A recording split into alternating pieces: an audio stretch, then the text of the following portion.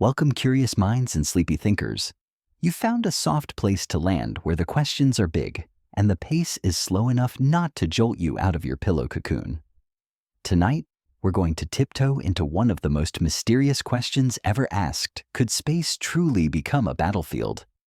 We'll gently explore how ancient dreams of skyborne weapons have slowly, almost imperceptibly, solidified into tangible reality, and what that might mean for us, the tiny beings beneath the star-strewn canopy. But don't worry, we'll take it slow. This isn't a race through equations or a brisk march through military reports. It's more like floating through a galaxy of ideas with a cup of chamomile tea, allowing each concept to gently drift into view rather than crashing against the shore of our understanding. Let your breath deepen and your mind unfurl as we embark on this contemplative journey, a journey that began not in the sterile labs of modern science, but in the fertile ground of ancient human imagination. Long, long ago, even before the rustle of written history filled our libraries, humanity gazed upwards with a mixture of awe and trepidation. The sky, a vast canvas of ever-changing light and shadow, was home to gods and monsters, to the mysterious dance of the sun and moon, and to the silent, enduring twinkle of a million distant stars. It was a place of divine power where thunderbolts were hurled and celestial chariots soared. And in those very early musings, a seed was planted, a quiet whisper that perhaps, just perhaps, that divine power could be harnessed, or at least imitated by mortal hands. Imagine, if you will, the flickering firelight in an ancient village, the storyteller's voice, a low, rhythmic hum. He speaks of wondrous vehicles, not bound by the dirt paths or the churning rivers, but soaring through the very air, carrying warriors or deities. In the rich tapestries of ancient Hindu texts, we find echoes of these imaginings, descriptions of the Vimana. These were not simple chariots pulled by horses, but flying palaces, or sometimes more like shining saucers capable of transporting their occupants into the heavens. And crucially, they were not just vehicles of peace and exploration. The whispers in those ancient scriptures tell us that these Vimana could unleash destruction upon entire cities, their celestial weapons raining down devastation from above. It's a concept that feels eerily prescient, doesn't it? A fusion of flight and formidable power dreamt into existence thousands of years before the first airplane left the ground. It suggests a deep-seated human curiosity, perhaps even a primal fear of the destructive potential lurking in the high places. Centuries later, as the Roman Empire held sway and philosophy began to blossom, another dreamer emerged. Lucian of Samosata, a Syrian author writing in the 2nd century, penned a short novel that took these sky-faring notions to an entirely new fantastical level. His tales spoke not just of traveling into space, but of interplanetary war. Imagine, if you can, citizens of the sun clashing with denizens of the moon, their conflict unfolding across the cosmic expanse. It was a whimsical, often satirical work, but beneath the layers of humor and absurdism lay a profound speculation. What if conflict wasn't confined to our small world? What if the vast silent void between the stars could also be stained by the violence of sentient beings? It's a thought that resonates with a quiet, almost melancholic beauty. The idea that even in the infinite, our earthly struggles might find a larger stage. These ancient visions were not blueprints, of course, but rather archetypes of aspiration and apprehension, woven into the fabric of our collective consciousness, waiting for the threads of technology to finally bring them to life. They were the gentle, hesitant dawn of an idea that would one day cast long shadows. Now let us fast forward through the long, quiet centuries where these dreams remained just that, dreams. The clanking of swords, the roar of cannons, the thunder of cavalry. These were the sounds of earthly conflict. The sky remained largely a realm of birds and clouds of sun and stars, untouched by the direct instruments of war. But as the Industrial Revolution gained momentum and the whispers of science began to grow louder than the chants of mythology, a new kind of power began to stir. It was a power born not of divine will, but of human ingenuity, of tireless experimentation, and of a relentless drive to understand and manipulate the natural world. The true turning point. The moment when these ancient imaginings began to truly solidify into possibility arrived in the quiet hum and fiery breath of the first liquid propellant rocket. It was 1926, and Robert Goddard, a man often working in solitary dedication, launched his small spindly creation into the crisp New England air. It flew for a mere few seconds, perhaps reaching the height of a tall building, but in that brief fiery ascent, something profound had shifted. Suddenly, it became possible for our species to reach higher than we ever had before. Not just to enter the skies as our fragile balloons and early airplanes did, but to pass beyond them to touch the very edge of the atmosphere and perhaps one day to slip into the silent embrace of true space. And almost immediately, as if drawn by an unseen magnet, this nascent technology began to be turned towards militaristic purposes. It's a sobering thought, isn't it? The same impulse that drives us to explore, to reach for the stars, often intertwines with the ancient primal instinct to dominate and defend. The fertile ground of discovery quickly became a proving ground for destructive innovation. Nazi Germany, with its chilling efficiency and ruthless ambition, was quick to grasp the immense advantages that rocketry offered. They envisioned a weapon that could strike from afar, silently, unpredictably raining down terror, without the need for massed armies or fleets. Thus began the urgent development of their infamous V-2 rockets. These were not designed for gentle exploration or scientific discovery. Their purpose was singular and grim: to deliver explosive payloads with unprecedented speed and range. These early behemoths of the sky skimmed the very edge of space, reaching altitudes of around 80 kilometers before arcing downwards, their destructive payloads hurtling towards targets with terrifying velocity. Fortunately for the fate of that particular war, this technological breakthrough came too late to fundamentally alter its tragic end. The V-2s caused destruction, certainly, but they did not turn the tide. Yet their legacy, a dark star in the firmament of innovation, was undeniable. These V-2 rockets, though they only brushed against the void, became at least the progenitor of the first human space weapons. They were the first tangible whispers of a new kind of war, a war that would one day unfold not just on the land or in the sea, but in the silent, star-dusted arena above our heads. The V-2s themselves were merely the opening act. Their descendants, the intercontinental ballistic missiles, or ICBMs, which began to truly emerge around 1959, were capable of something far more profound. These mighty rockets could enter space, truly enter it arcing through the vacuum, before re-entering the atmosphere with devastating precision. It's a chilling thought. How quickly humanity transformed the dream of reaching the heavens into a means of delivering unimaginable destruction across continents. The Cold War, that long tense standoff, was defined in part by the constant silent threat of these missiles, always poised, always ready to deliver their nuclear payloads. The sheer scale of their destructive potential, amplified by the vastness of space they traversed, made the world hold its breath for decades. It is indeed fortunate, as we look back, that the war ended when it did. For even as the V-2s were being perfected, the minds of Nazi scientists, unburdened by ethical considerations and fueled by the desperate pursuit of ultimate power, were already contemplating other far more imaginative and terrifying weapons that could be unleashed from the unique vantage point of space. Some of their contemplations sound like they were plucked straight from the pages of a science fiction novel, or perhaps a thrilling spy movie featuring a villain with grand world-ending ambitions. Consider the vision of Hermann Oberth, a Transylvanian Saxon-born physicist and engineer who would later become one of the foundational figures of German rocketry. As early as 1929, even before the V-2s were a solid concept, Oberth was meticulously chalking up designs for something truly audacious, a 100-meter-wide concave mirror that could be placed in space. The purpose of this colossal mirror to concentrate sunlight into a single intensely destructive point. This chillingly brilliant idea, which he called the sun gun or Sonnengewehr, was picked up by other German scientists.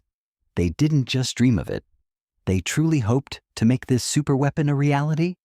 Their dark vision was to harness the sun's benevolent energy and weaponize it, allowing them to burn entire cities with its focused, searing heat. Imagine for a moment the sheer quiet horror of that. A weapon silent and invisible, drawing its power from the very star that sustains all life to rain down fire from the heavens. Again, fortunately, the war ended before that particular terrifying vision could be made a reality. The sun gun remained a concept, a chilling testament to the lengths human ingenuity can go when twisted by destructive intent. The birth of rockets in its quiet, unassuming way had a twofold effect on modern space conflict. It was like a single stone dropped into a calm pond, sending out ripples in two distinct yet interconnected directions. The first ripple, as we have already gently explored, was the relentless escalating development of further and further ranging rockets.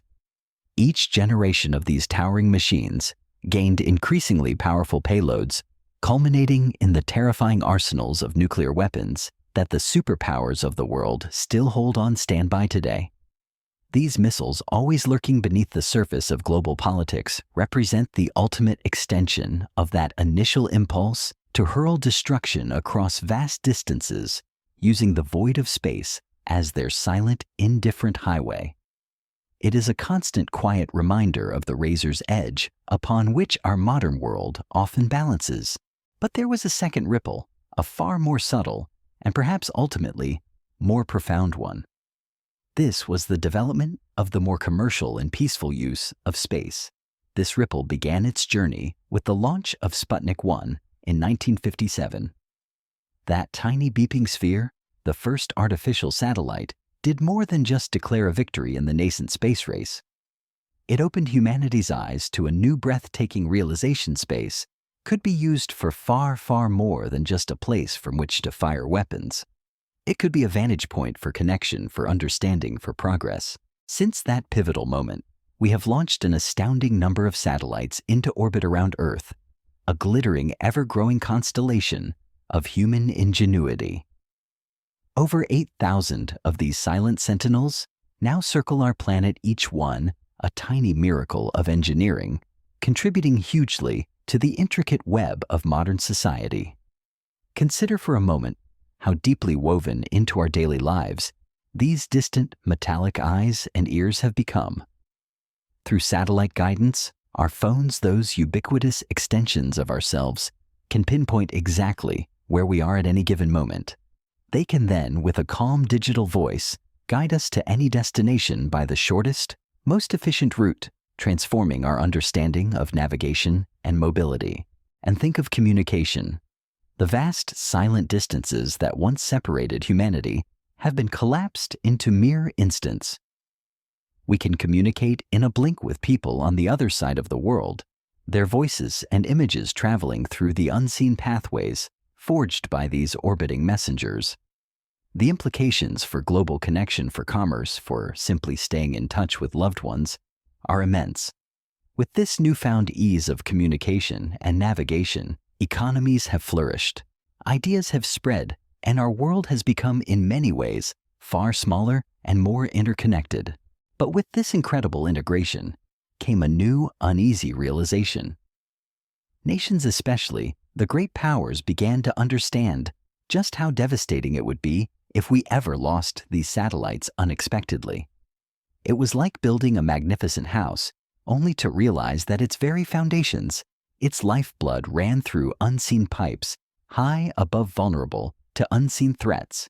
And so, a new front, subtle yet deeply significant, opened up in the quiet, unfolding drama of space conflict, the satellite war.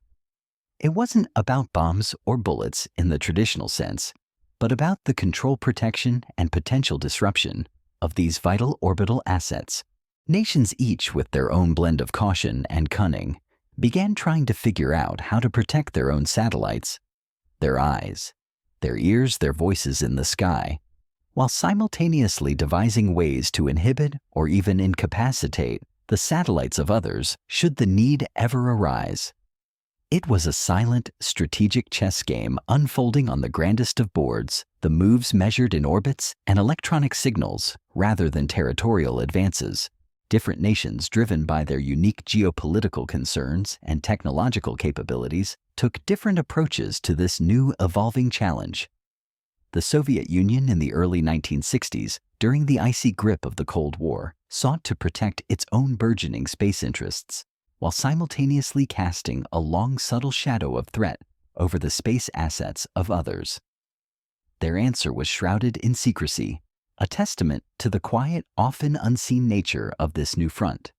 They launched the enigmatic Almaz space station. This wasn't just another station designed for scientific research or long-duration human habitation, at least not entirely. This manned space station was unlike any other in history that we know of, a silent sentinel with a hidden bite. It came almost incredibly, with a built-in cannon attached to its front forward belly, a fearsome piece of engineering, capable of firing thousands of rounds a minute. Imagine for a moment a space station floating serenely above our heads, capable of unleashing such a torrent of kinetic energy. It's a vision that blends the awe of space exploration with the grim reality of earthly conflict. Of course, like all pioneering technologies, it wasn't perfect. The sheer recoil from such a powerful weapon was a monumental issue for the entire space station, threatening to send it spinning uncontrollably. And in an era before advanced automation, the weapon had to be aimed manually by the painstaking process of turning the entire massive space station to point at its elusive target. It speaks to the ingenuity and sheer determination of the engineers involved, but also to the nascent stage of this kind of warfare. Yet this weapon was not merely a concept or a static display of force. It was actually tested in space in 1975. Imagine the scene high above the Earth, a human-crewed orbital platform with a cannon pointed at a gas can, a humble target floating silently in the vacuum. The station fired about 20 shells. The results of that test are classified, remaining locked away in the quiet vaults of history. We don't exactly know how it went or what lessons were truly learned from that singular, audacious act of orbital target practice. But a few years later, the entire Project Almaz was scrapped officially on the grounds of being too expensive and inefficient. So one can draw their own conclusions, of course. Was it too difficult to aim effectively? Was the recoil unmanageable? Or did the inherent risks outweigh the perceived tactical advantages? The silent vastness of space holds these secrets close. However, one of the greatest weapons in the arsenal of satellites, perhaps even more potent than a built-in cannon, lies not in their destructive power, but in their ability to gain information. Satellites, those silent eyes in the sky, can capture footage of events on the ground with incredible detail, sometimes even in real time. This capability alone transforms our understanding of surveillance, offering a godlike perspective on the unfolding drama of earthly affairs. Beyond mere visual observation, they also possess the uncanny ability to listen in to stray signals for pure espionage purposes. This silent listening post high above the world can scoop up whispers and data that once felt secure within the confines of our atmosphere. While in 1966, the United Nations General Assembly signed into international law the Outer Space Treaty, a landmark agreement aiming to prevent the weaponization of space by making it illegal to place weapons of mass destruction into orbit and encouraging the peaceful use of space, there was a curious omission, or perhaps an implicit understanding. Using satellites to spy on your enemies to observe their movements, their capabilities, their intentions, appears to have been deemed fair game.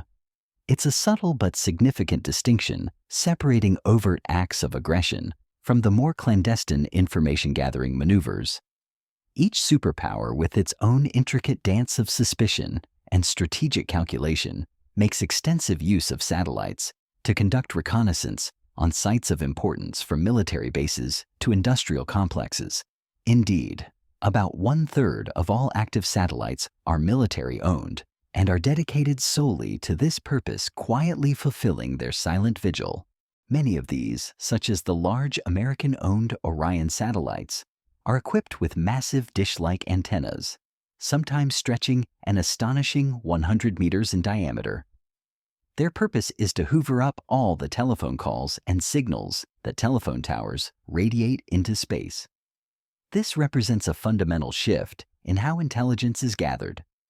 For a long time, tapping into physical wires was the primary method of intercepting communications. But since phone calls stopped running exclusively through wires and began to be broadcast wirelessly, often through radio waves that ripple upwards into the atmosphere, it has become much easier for military organizations with the right technology to intercept every single communication. That quiet hum you hear from your phone, that invisible signal, it's reaching further than you might imagine. Tapping into wires is indeed a thing of the past. Your privacy likewise has found itself on a new, more precarious frontier. Naturally, as this silent, invisible curtain of surveillance has descended, countermeasures to this pervasive information gathering have started to arise.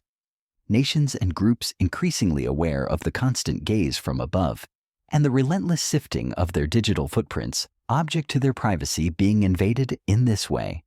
It's a silent tug-of-war played out, not with bombs, but with signals and countersignals, with encryption and jamming. One interesting modern-day facet of this can be seen at play in the tragic Russian-Ukraine war right now. Satellites play a powerful, undeniable role in modern conflict, allowing military forces to track enemy combatants with extraordinary precision and relay that vital information back to units on the ground in real time. It's a battlefield advantage that was unimaginable just a few decades ago, transforming the speed and accuracy of engagements. However, this powerful advantage has proven to be much less effective in Ukraine ever since large swathes of the battlefield became subject to GPS jammers. These aren't complex high-tech weapons, but rather clever disruptions.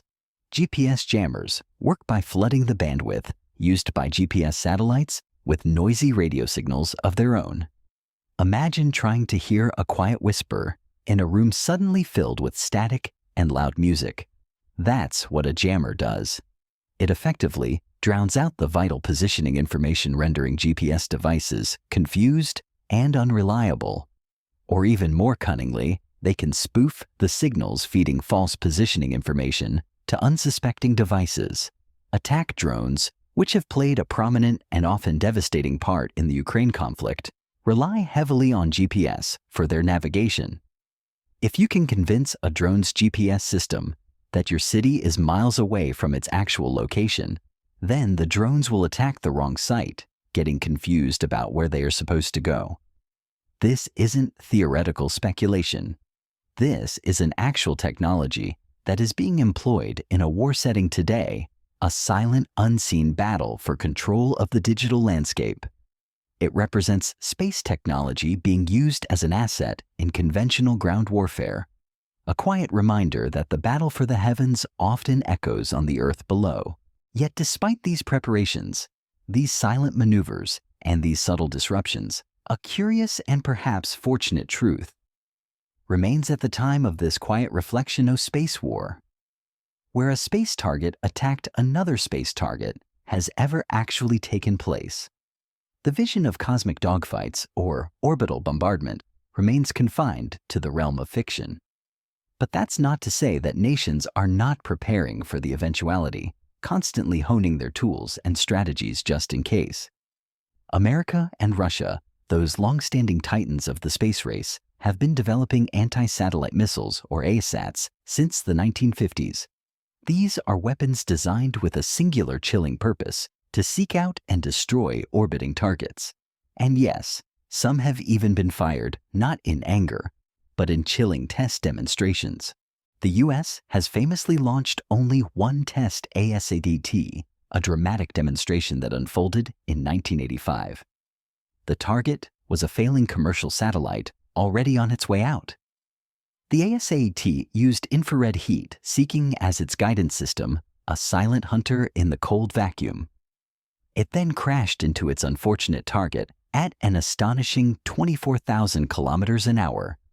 The sheer kinetic energy alone from such a collision was more than enough to knock the satellite out of the sky, disintegrating it into a shower of debris.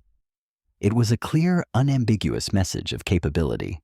Russia, not to be outdone, also destroyed one of its own satellites in 2021 with an ASAT of its own.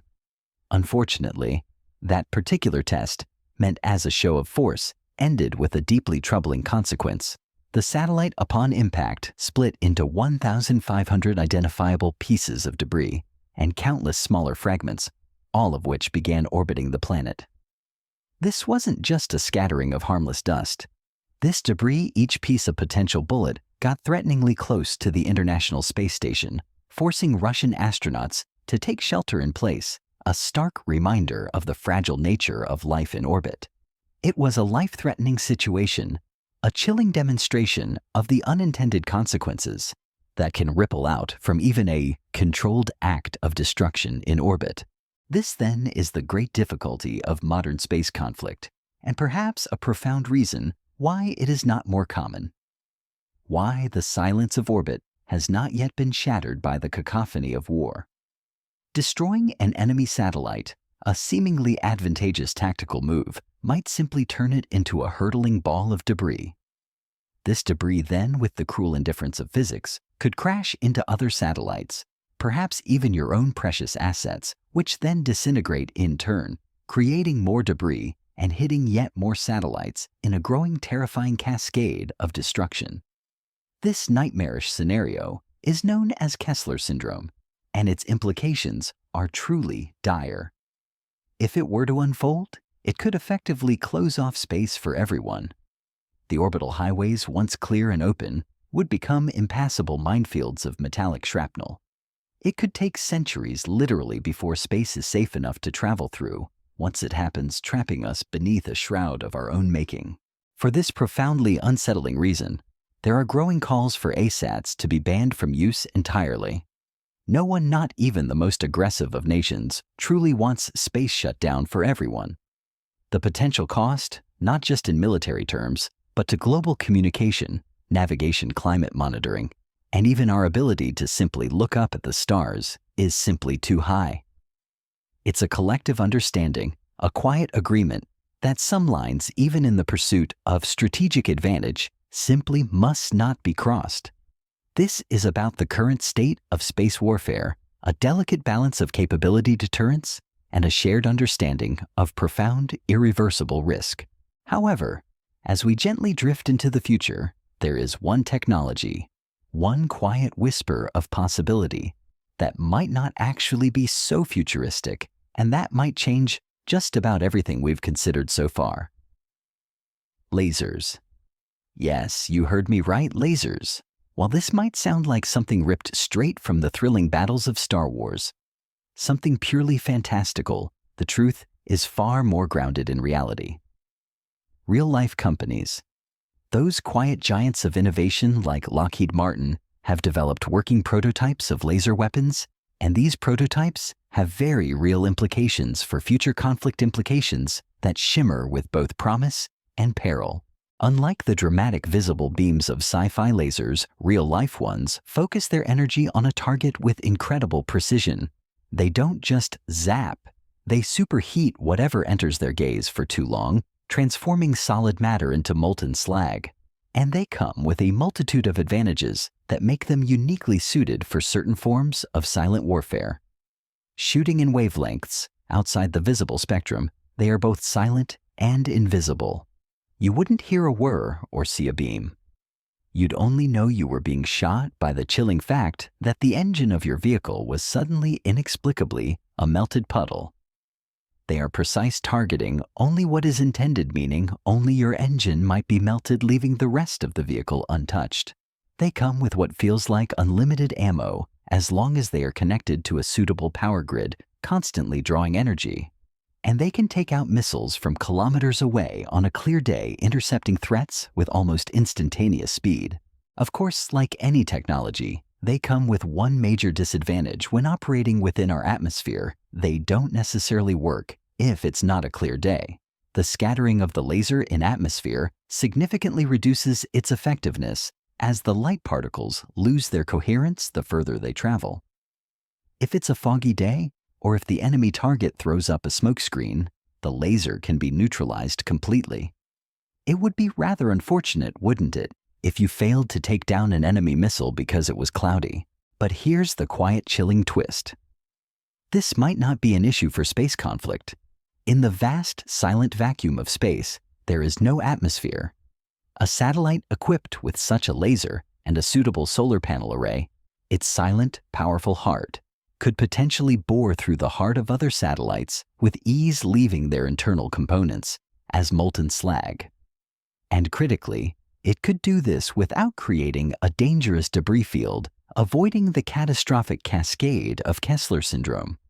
It would be extremely difficult to see what had done the damage, meaning the secrecy of your satellite, its silent, deadly purpose would be maintained. Your satellite would never need to be reloaded, provided it didn't need to vent gas as it gained its power from the sun, and its range would be vastly increased due to the glorious, unhindered emptiness of space.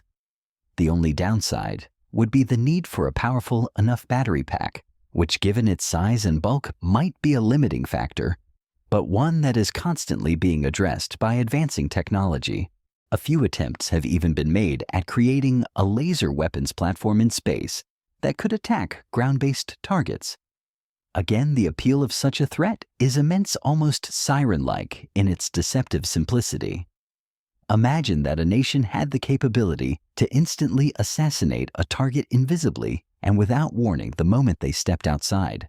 There would be no room for interception, no defense against such a silent, swift strike. The US was quietly working on space-based lasers in 1987 with its Project Zenith Star, and although that never made it past ground testing, their military has continued to toy with the idea in the decades since the concept too tantalizing to abandon. The USSR, in its own silent pursuit of technological dominance, very nearly actually launched such a laser, the Polis spacecraft, in 1987. But at the last moment, the then USSR President, Mikhail Gorbachev, with a rare moment of foresight and caution, forbade firing it in case the Western governments saw this as an aggressive act. As it happens, the launched Polis space laser never reached orbit. An error caused it to burn up in the atmosphere during launch, so the question of whether to test fire it or not was thankfully moot. These are the attempts we know about, the ones that have, through various leaks or declassifications, filtered into the public consciousness. Still, I would not be surprised, not in the least, to learn that one nation or another had secretly put a satellite with a laser into space. We'd likely not know for another 30 years or so, or perhaps until it was used, a silent, unseen threat waiting in the void. Fortunately, space conflict to date has mostly been about hypothetical preparation, more than actual battle. Even during the intense chill of the Cold War, no nation actually went so far as to overtly attack another nation's space asset, despite the constant tension and the ever-present threat. Many have certainly sought the capability to do so, and more than a few sabers are still rattling quietly in the background. This may be because, and this is a sobering thought, if we actually started warring in space in earnest, we would be unleashing some of the most devastating forces known to man. Weapons from space are perhaps the most destructive humanity will ever bring to bear. It wouldn't even take a Nazi sun gun to achieve utter devastation. All it would need is the silent, relentless force of gravity and the terrifying realization that with a little mass, a little kinetic energy, you can redirect one passing space rock to have it become a multi-kiloton nuke as it releases its kinetic energy in one frantic, apocalyptic moment upon impact. The dinosaurs. Those ancient giants discovered this truth the hard way long, long ago. But like the gun on the space station, Alma's such weapons have a habit of recoiling, of sending unintended consequences rippling outwards. Taking down enemy satellites might sound like an advantageous move, a swift blow against an adversary. But the specter of Kessler syndrome, that devastating cascade of debris which could bring down the global economy and plunge us back into a pre-digital age would be bad for everyone, victor and vanquished alike. Tactically targeting an enemy with a space-launched asteroid might sound nice and useful, a precise and overwhelming strike, until you remember the dinosaurs and then, with a chilling clarity, realize we only have one single fragile rock to live on. There is no escape from the consequences of such a cosmic game. Ultimately, the risks that come with space conflict are perhaps the strongest reason it may never happen. The very vastness and interconnectedness of space, the shared vulnerability of all orbital assets, acts as a strange, compelling deterrent. I certainly hope so. After all, it would perhaps be a terrible irony, a profound failure of evolution, if humanity's struggle for survival against each other ended not in victory for one side, but in nobody winning and the ruin of us all. What a cosmic, melancholic undoing that would turn out to be. A silent, empty space, filled only with the echoes of our own self-destruction.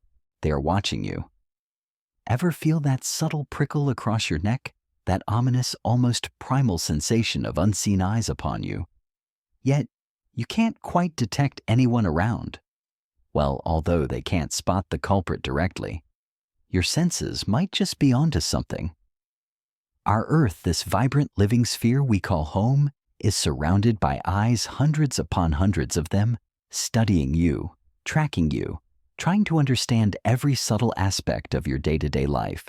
They are our own satellites, a vast, silent network of metallic observers, and I don't think we have quite realized how good they've truly gotten. Imagine for a moment an era just a few decades ago where our concept of surveillance was largely confined to grainy photographs from spy planes or hushed whispers intercepted through clandestine wiretaps. Now picture a shift so profound, it almost feels like magic satellites with mirrors the size of the Hubble Space Telescope, not pointed at distant galaxies to unravel their cosmic mysteries, but instead staring intently downwards, their unblinking gaze fixed firmly on you, on me, on all of us. There are satellites that can see through clouds indifferent to the shifting veils of our atmosphere, and they don't care if it's day or night. They see just as clearly either way, their synthetic vision piercing through the darkness. In this age of information where companies are constantly pushing for more and more data, and governments strive to keep track of criminals and threats with ever-increasing precision, the one thing that might be harder and harder to find a precious and diminishing commodity is privacy. Are the benefits truly worth the cost? It's a quiet question that hangs in the air, isn't it? Perhaps it's time to look out the nearest window to offer a small knowing smile for the camera that might be watching. The story of these countless eyes began almost imperceptibly in 1957. In that year, the number of artificial satellites in space first ticked up from a solitary 0 to a single hopeful 1. Sputnik 1, a small gleaming sphere, was launched by the Soviet Union. Its official purpose was to practice their satellite deployment methods and to send test radio signals through the atmosphere. But beneath that technical explanation lay a deeper, more powerful message. It was a bold, unmistakable declaration to the world that they were winning the nascent space race, a quiet challenge flung across the Cold War divide. The world, however, did not take long to catch up, spurred by both curiosity and competition. 50 years later, in 2007, the quiet hum of Sputnik had multiplied exponentially. There were then 912 active satellites orbiting the Earth, a testament to how quickly human ingenuity, once unleashed, can transform a nascent idea into a widespread reality. And as a further testament to how rapidly this industry is still growing, it took only 10 years for that number to leap to 778. By 2022, the number hit an astonishing 6,953, a dizzying proliferation of orbital bodies. And this number, rather than slowing, is set to explode even further. Consider the ambition of a single company, SpaceX, which alone wants to eventually raise the number of active Starlink satellites to a whopping $42,000 in the next 10 years. Imagine if you can a future where there could be hundreds of thousands of satellites, from various different countries and private organizations, a shimmering silent web orbiting our planet. Of course not all of these satellites are there solely for observation for peering down at us. Around half of the ones active right now are communication satellites acting as the invisible conduits for our global conversations, for streaming our entertainment, and for connecting our world. But still, according to data collected by the UCS, the aptly named Union of Concerned Scientists, at the start of 2022, there were 152 eyes looking down on us. That's a lot of eyes, isn't it? And they're only getting sharper, their vision ever more acute. Let's gently discuss spatial resolution. This is a concept that sounds complex, but it's quite simple and profoundly impactful. It's a measurement of how many meters on the ground are represented by a single pixel in a satellite-taken image. Think of it like a digital photograph. The more pixels you have packed into a small area, the more detail you can see. The early cameras on pioneering satellites like Landsat 1 had a resolution of 80 meters. This means a single pixel in their images represented an 80 x 80 meter square on the ground. To give you a sense of scale, you could almost fit an entire football field within that single pixel.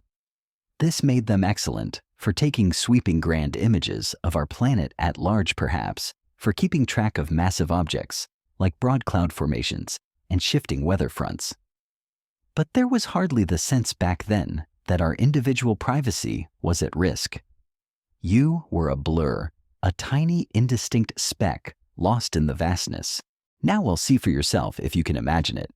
Imagine these full-color videos not from a drone or a low-flying plane, but taken by Carbonite 2, a commercially available satellite.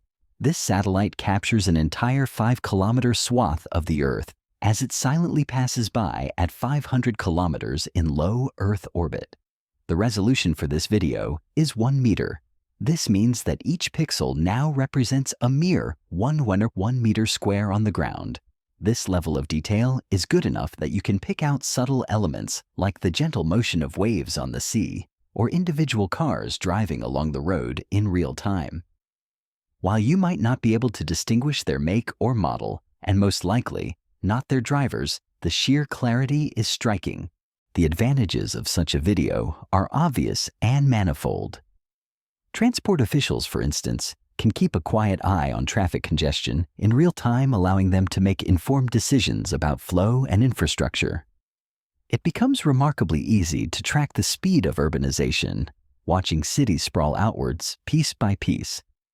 There are also numerous scientific benefits which we'll drift into later, understanding the pulse of our planet from above. But there's one undeniable feature of such improved resolution that made it very interesting for governments and intelligence agencies around the world. And it's the main reason you might be feeling a quiet hum of worry.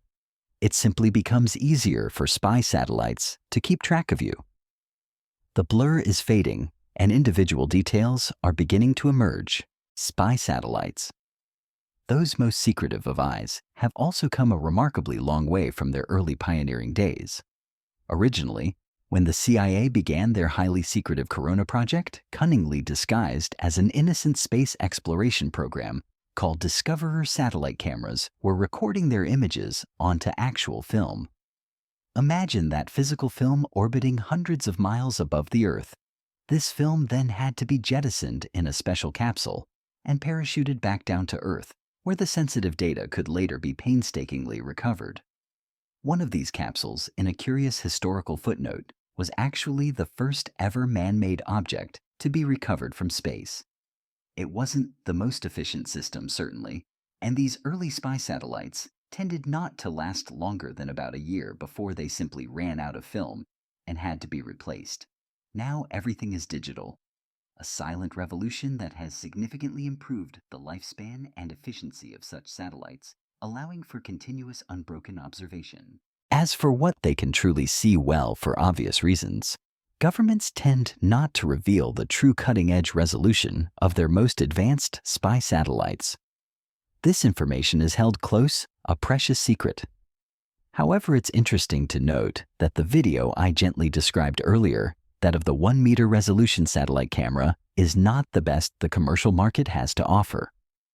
Other satellites now boast 50 centimeter and even 25 centimeter resolutions, bringing us ever closer to seeing individual objects with chilling clarity. And some, such as Umbra Space's satellite, claim to have reached an astonishing 16 centimeter resolution. This is only about as good as they are legally allowed to get, at least in the United States. The United States has laws in place that make it illegal to have satellites with better resolutions than that, a quiet attempt to balance surveillance capability with some semblance of public privacy. Although, as you might expect, companies are constantly pushing for this restriction to be lowered, eager to keep up with a competitive global market that doesn't always have such self-imposed restrictions. Take a quiet note of that, though. This isn't about capability. This is about regulation. True, the fundamental laws of physics do put some constraints on us. Achieving better resolutions becomes increasingly difficult, sometimes impossible, without either having a satellite fly so close to the planet that atmospheric drag will start to cause it to slowly fall out of orbit, or without making a light-gathering mirror so enormous that it becomes incredibly difficult and prohibitively expensive to launch them on a rocket. However, it's not entirely accurate to say that spy satellites can't get better resolution. There are persistent rumors of resolutions hitting at least 10 centimeter resolution, perhaps even 1 centimeter. These whispers gained unexpected, almost accidental partial confirmation from the previous U.S. President Donald Trump in a tweet he posted in 2019. Iran had attempted a rocket launch that ended in a rather dramatic failure. Trump felt it was necessary to tell the world that the U.S. government had not been involved in sabotaging the rocket launch. To prove his point, he included a photo of the damaged launch site, hoping to show that there were no signs of foul play from external interference. This may well have been true, but intelligence experts around the world were stunned not by the revelation of sabotage, but by the crisp detail included in the image. After careful analysis, it was revealed that the image had to have been at least 10 centimeter resolution, perhaps even better. It was a fleeting, unintentional glimpse behind the curtain of secrecy, a quiet confirmation of what was truly possible. Let's try to get a quiet feel for what an image better than 10 centimeter resolution might actually look like, perhaps on a regular high street, a familiar scene. This is the bit where you might feel a gentle urge to wave to the camera. The image I'm asking you to imagine is not a satellite image, but was taken by a plane flying over the town of Zurich. However, it vividly reveals what a better than 10 centimeter resolution image can show. We are no longer on the resolution of merely making out cars, those indistinct blobs of metal. Here you can actually see the individual branches on trees, their delicate tracery against the sky. You can even discern the color of clothes on people walking below the faint patterns of their daily lives. You can see a lot of detail, can't you? Can you even begin to imagine what a 1 centimeter image might look like? What microscopic details it might quietly reveal? This level of resolution represents technology that exists today. In fact, even better technology is likely out there, silently orbiting its capabilities, still shrouded in layers of secrecy. The satellite that took this hypothetical image from Zurich is a Keyhole 11 spy satellite, a workhorse of orbital reconnaissance. What's even more intriguing is that a Keyhole 12 already exists, a newer generation of these powerful eyes. Amateur astronomers, with their tireless dedication and ingenious methods, have even managed to image these Keyhole 12 satellites in spite of official pictures naturally not being released to the public. We don't know the exact resolution on this one, of course, but it has dimensions similar to the Hubble Space Telescope. And here's a fascinating, almost poetic link. One of the reasons Hubble used the mirror size that they did was because they realized they could use the same supplier as the U.S. Department of Defense. So there are potentially 11 additional Hubbles out there, silently circling our planet. Their incredible optical power not directed at distant galaxies, but at the intricate tapestry of human life below. Imagine just for a moment how much further we would be in our understanding of the cosmos if all those powerful eyes were used for science instead of spying? It's a quiet, wistful thought, isn't it? We are also no longer in an era where cloud cover or the silent descent of nighttime can ensure privacy. A remarkable technology called synthetic aperture radar SAR imaging is capable of piercing through clouds, its vision unhindered by the atmospheric veil. This technology doesn't collect visible light as traditional cameras do. Instead, it sends down a radar pulse and then precisely times how long it takes for that pulse to bounce back from the ground. Done enough times over a wide area with some incredibly sensitive equipment to discern the different times taken for different parts of the wave to return. SAR satellites can form detailed physical models of the ground. They can even simulate having a much larger mirror than they can actually carry, effectively seeing in ways that optical sensors cannot. And because they are not reliant on natural light, but are ascending their own pulses, these types of satellites can work equally well during the night as well as the day. So with all of this, you likely are starting to feel a little worried for your privacy. It's unsettling to think that at any time you step out of your house, even under a blanket of clouds, or the cover of night unseen eyes could be on you, watching you walk or drive to your destination, seeing who you meet, where you go. They are probably not able to read your phone screen just yet, but that's not far off, is it? The cost of privacy feels huge, doesn't it? If you live in a bustling city like London, you may have been thinking this anyway with the seemingly ubiquitous number of cameras around every corner. But even in places where there are no visible cameras, where you feel a sense of open space, you aren't truly safe from this pervasive gaze. However, it should be pointed out that satellites with decent resolution, although probably not yet at the 10-centimeter mark for public access, can be extremely beneficial for studying our planet as a whole. It's hard to list the benefits in full, for they are vast and varied, but they include meticulous weather monitoring, crucial for predicting storms and protecting communities. They facilitate detailed studies of our climate, from tracking sea level rises and the complex dynamics of CO2 levels in our atmosphere to monitoring aerosol emissions and seeing the current dimensions of the great ice sheets that guard our poles. They can track surface temperatures, assess crop health and irrigation use, and monitor water quality in our precious lakes and rivers. In one incredible application, a NASA satellite originally intended to study cyclones was brilliantly repurposed to track locust swarms across eastern Africa. By mapping out the most fertile water-rich areas that locusts like to lay their eggs in or feed in during their juvenile forms, the satellite data provided crucial insights. In so doing, they helped to significantly reduce swarms in Kenya in 2019, which was incredibly beneficial to farmers and the countless people whose food they supply. It's a powerful reminder that these unblinking eyes can also be tools of immense good, providing vital information to combat natural disasters and protect vulnerable populations. Perhaps the bit that feels most uncomfortable, the quiet unease that settles over us, is if it seems like the people watching us, those distant metallic eyes, do not necessarily have our immediate benefits at heart. Studying the planet, understanding its delicate balance, feels like a profoundly positive and worthy goal, and accurate data is undeniably helpful in that pursuit. However, it's also undeniable that businesses across the world would love to keep track of where people are shopping to discern population trends and to gather other metrics that allow them to better sell to customers. This is a goal you're less likely to want to sacrifice your own privacy for, isn't it? Monitoring through these orbital assets might certainly help city planners to keep track of the flow of traffic on roads and get a better sense of where to build relief roads or other helpful interventions easing the daily commute for millions.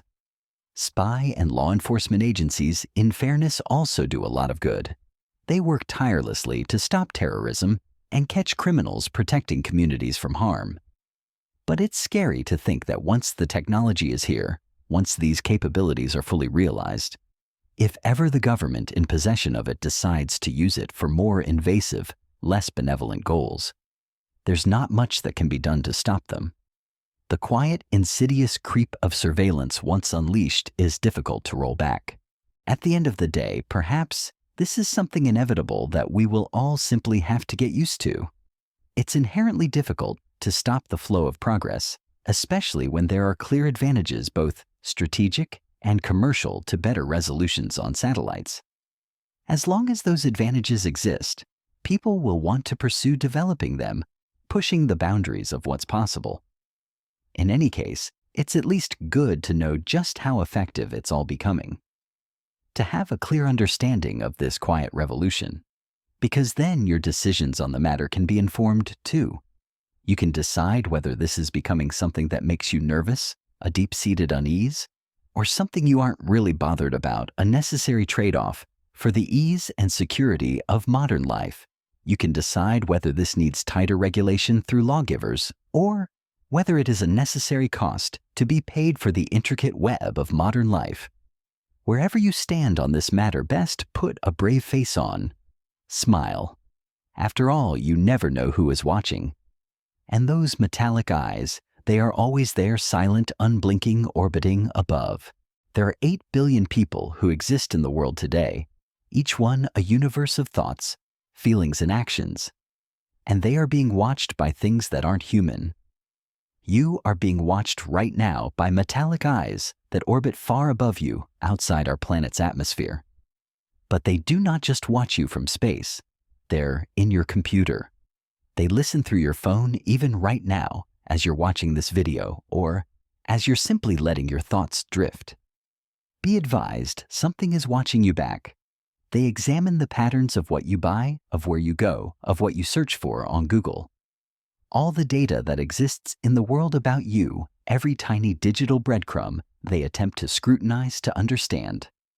They are AI, artificial intelligence, and they are here to stay, silently weaving themselves into the fabric of our modern existence.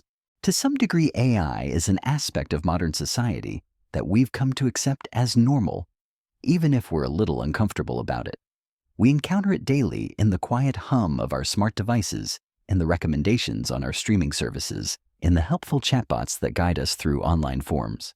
But if you think we're talking about only commercial AI today, the algorithms that companies gently try to use to convince you to buy things you might not even know you need, you're mistaken. There is something far more potent, far more complex that governments have been developing. Something that exists at a level of power and intricacy above that.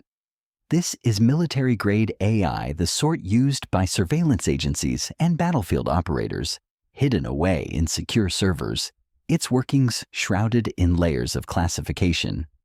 In a secret remote location, perhaps deep within the quiet heart of America, there is one AI in particular we are going to look at. Its name is sentient, and its ultimate audacious goal is to predict the future. Imagine for a moment the sheer scale of the task it faces, the dizzying complexity it attempts to unravel. Join me today as we gently discuss this classified AI that America is using in its space-based spy programs, one that has so much autonomy, it doesn't just receive data from satellites, it actually directs them, guiding their gaze across the Earth. What exactly can sentient do, and what does it mean for humanity's future, both in this world and of it? It's a question that invites quiet contemplation, perhaps even a gentle shiver down the spine. Obviously, as a disclaimer, this is a classified program, its inner workings deliberately obscured from public view. So there are many things we don't know much that remains hidden behind a veil of secrecy. But by looking at the officially publicized statements and accounts from former officials, and by gently examining similar commercial AI in the private sector, we can make some pretty educated assumptions, like a detective piecing together clues from scattered whispers. Using AI in intelligence gathering does make a lot of sense, doesn't it? Whether you are a company trying to take advantage of subtle market trends, or a nation trying to stay on top of unseen threats to your security, it's undeniably useful to know what everyone is doing, where people are moving, what patterns are emerging, and it's also extremely difficult to properly analyze everything without powerful tools. As I mentioned at the beginning of this quiet journey, there are 8 billion humans on Earth right now. Each one has a complex, intricate life filled with routines, hobbies, interests, and affiliations, a constantly unfolding narrative. The sheer amount of data that it would take to keep track of everyone, to understand their individual stories and their collective movements, is utterly overwhelming beyond the scope of any single human mind, or even a vast team of analysts.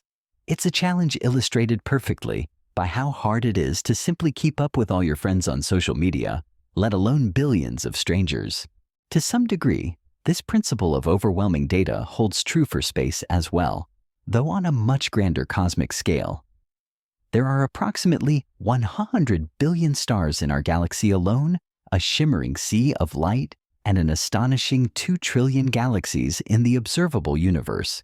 If you took as little as a second to look at each one individually, to truly take it in, it would take you an unimaginable 6.3 quadrillion years for you to see them all. Keeping tabs on so many stars, let alone the intricate dance of matter and energy within them, is a mammoth task well beyond the scope of any one person or even a large group of people. So for both surveillance and for science, there are immense, almost unfathomable benefits for the organization or nation that can quietly troll through the endless data, sifting through the noise to find patterns or anomalies, those tiny deviations that hint at something significant. And AI, in its silent, tireless way, is extremely good at processing large amounts of information, quickly finding connections that would be invisible to the human eye. This makes it truly wonderful when it comes to the world of astronomy, where it can identify interesting observations for human astronomers to take a closer, more detailed look at pointing our telescopes in just the right direction. Only AI doesn't care whether we're above the microscope or beneath it. And the sort of AI that are being used to look at the actions of humans are becoming much more powerful than the ones looking at the stars for reasons that are both practical and perhaps a little unsettling.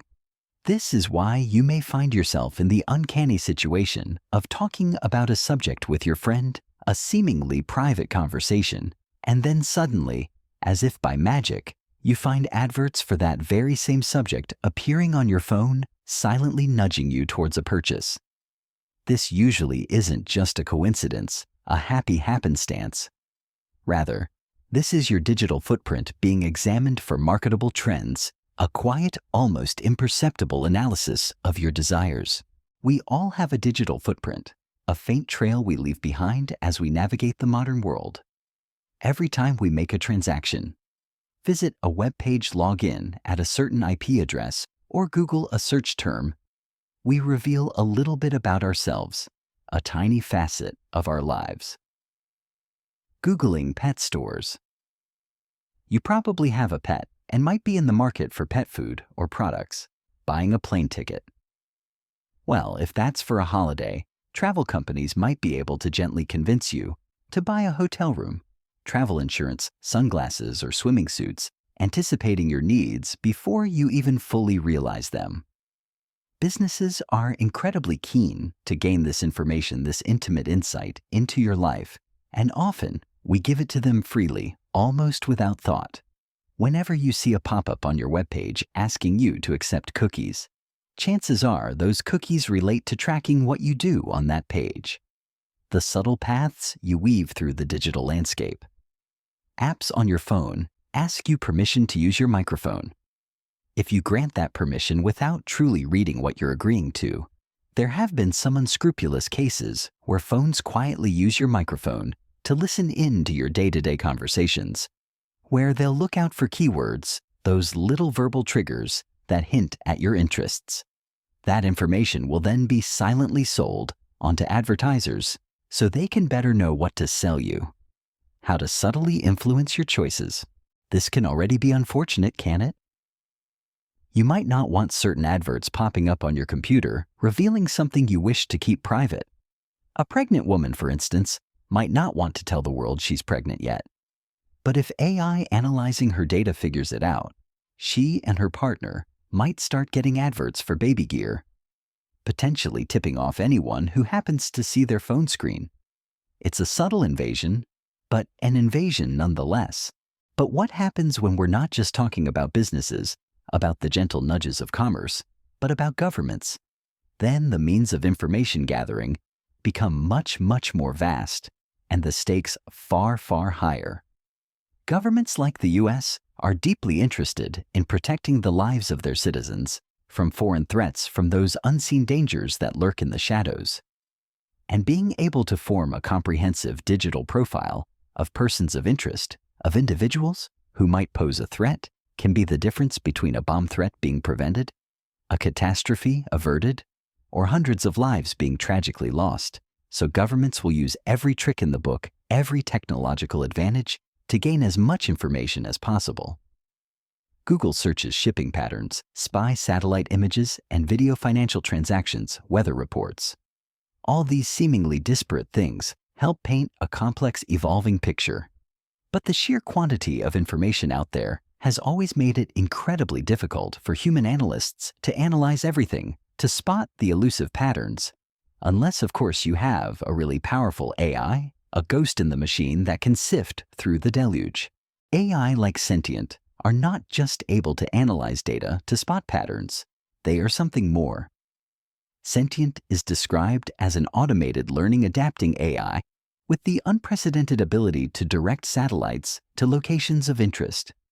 Again, a lot of the information about it is classified, hidden from our view. But the NRO, the National Reconnaissance Office, in 2016 did release some tantalizing information about it, revealing some quiet clues as to its remarkable abilities. Sentient is described in this document as data ingesting and processing, meaning specialists will feed it vast quantities of data, a ceaseless stream of information from countless sources. It is also described as sense-making, meaning it won't just passively receive this data. It will actively evaluate the data itself, attempting to discern patterns of behavior in what it's seeing, like a silent, tireless detective. If a foreign power's jets are normally stationed in one airbase, quietly resting, and suddenly they're congregating at another near the border of a neighboring nation, Sentient can conclude that they might be about to launch an attack, a subtle shift in pattern that hints at larger intentions, and then Sentient can take that one crucial step further. Rather than just flagging what it identified as interesting for human review, Sentient is able to direct satellites to photograph certain locations, to fill in gaps in its knowledge, to obtain the exact visual confirmation it needs. That's where the learning and adapting part truly comes in. Once the satellites are in place and Sentient can see what they see, absorbing the new visual data, it'll evaluate that data, adjust its understanding, and try to predict where it needs to go next, what further information it requires. The whole process, from initial data ingestion to satellite direction, is designed to be completely automated, a silent, self-correcting loop of observation and inference. How do we know this is real? Not just a futuristic fantasy, firstly because commercial companies, those driven by profit and innovation, are attempting to do something strikingly similar. Black Sky, for instance, is using its large numbers of satellites driven by automated AI to give buyers foresight by using space-based intelligence. Black Sky is attempting to build a rapid, constantly updated picture of what's happening right now on battlefields and in foreign countries. A repaired bridge, a new airport being constructed, seemingly innocuous raw data points. But put raw data like that through the right kind of analysis, through AI-driven analysis, and they are figuring out what's about to happen too quietly, piecing together the narrative. That new bridge might hint at the need to transport troops quickly to a new war zone. The airport might serve as a staging base for fighter jets in a planned offensive. In their own words, through AI, they hope to give companies the chance to act not just fast, but first. Black Sky, for example, is diligently scanning ports around the Black Sea, with frequent overhead flybys of its small satellites. With its 15 passes a day, it has made 70,000 ship detections, helping it build a picture of exactly where Russian ships are, and where they're likely headed, and where they might be vulnerable. This information, quietly gathered and analyzed, is part of the reason Russia has lost so many of its ships to Ukrainian attacks, a testament to the power of orbital intelligence. And secondly, when in 2019 at a space symposium, a National Geospatial Intelligence Agency executive was asked directly about how good military and intelligence community algorithms have gotten at interpreting data and taking action based on those interpretations, their response was strikingly succinct and telling. They simply responded, "That's a great question, and there's a lot of really good classified answers before swiftly moving on." The very silence, the subtle deflection speaks volumes, doesn't it? If Black Sky, a commercial entity, can do that, it's a fair assumption that sentient backed by the vast resources of a nation can do that and much, much more. Black Sky does not just use satellite images, though. As well as from its constellation of 25 satellites, it uses data from a staggering 40,000 news sources, 100 million mobile devices, 70,000 ships and planes, 8 social networks, 5,000 environmental sensors, and thousands of Internet of Things devices. According to a Verge article on the subject, it's a truly overwhelming amount of information. What does sentient use? Presumably a lot more, a truly comprehensive sweep of the digital and physical world. A retired CIA analyst, reflecting on the capabilities of such systems, suggested the answer is simply everything. Images, financial information, weather records, pharmaceutical purchases. All of it paints a picture, all can help identify patterns or abnormal behavior. There are even reports of it quietly keeping an eye out for UFOs, those elusive, unexplained phenomena. One can only imagine what it might have found in those far reaches of data. Obviously, the NRO isn't keen to reveal exactly what sentient is paying attention to, as then foreign powers could try to manipulate that information for their own advantage, seeding false data or creating deceptive patterns. But the sheer scale of information it consumes must be vast, almost beyond human comprehension. And unlike humans who would be swamped, overwhelmed, trying to make sense of it all, sentient can swiftly skim through the noise to identify the key points of interest, those subtle signals that hint at something deeper. Is this a problem? The answer, like so many things, is both yes and no. On the one hand, it certainly suggests that privacy is going to be harder and harder to come by. I've spoken before about how satellite images are becoming higher and higher resolution, allowing governments to keep tabs on you at all times, a silent, all-seeing eye. Now, they're not just looking at you physically, they're examining your social media feeds, your spending habits, and much, much more. Which is fine if you've got nothing to hide, a common refrain. But it's unsettling nonetheless, isn't it? To know that so much of your life is being quietly observed, analyzed, and categorized. Yet there will always be benefits shining like quiet beacons in the swirling sea of data. Sentient, in its tireless analysis, will be able to identify threats, those hidden dangers, that might otherwise go unnoticed. This capability helps the government prepare for them and ultimately keep its citizens safe. AI programs never tire and never stop. They are tireless guardians endlessly sifting through the noise. If science ever develops AI of the same level for purely scientific purposes, we might one day see space missions that are completely automated. AI looking through telescopes to identify places they want to learn more about, then launching their own probes to take a closer look with an army of data analyzing AI to evaluate the results. A lot of fascinating discoveries could be made, that way accelerating our understanding of the universe beyond anything we can currently imagine. If it's any consolation for American viewers, Sentient is bound by the usual NRO restrictions on when the U.S. can spy on its own citizens, which is not all the time a small comfort. But don't rest too easy. If the U.S. is developing AI like this, it's very likely that other governments and private companies are doing the same thing too. Each building their own silent watchers. Even the Pentagon is concerned about online profiles being built up on their staff, filled with information that foreign spies might be able to utilize against them. It's a quiet arms race, not for weapons, but for information and the power that comes with it. Beyond that, problems can arise when our tools become too powerful, too complex for us to fully understand their inner workings. I'm not talking about some terrifying Skynet scenario, a sentient AI turning against humanity, but instead, what naturally happens when AI gets powerful enough that humans will struggle to check its workings, to truly verify its conclusions. In the UK, there was a recent large scandal when the accounting system Horizon, which was used by the post office, incorrectly accused about 900 employees of theft and fraud.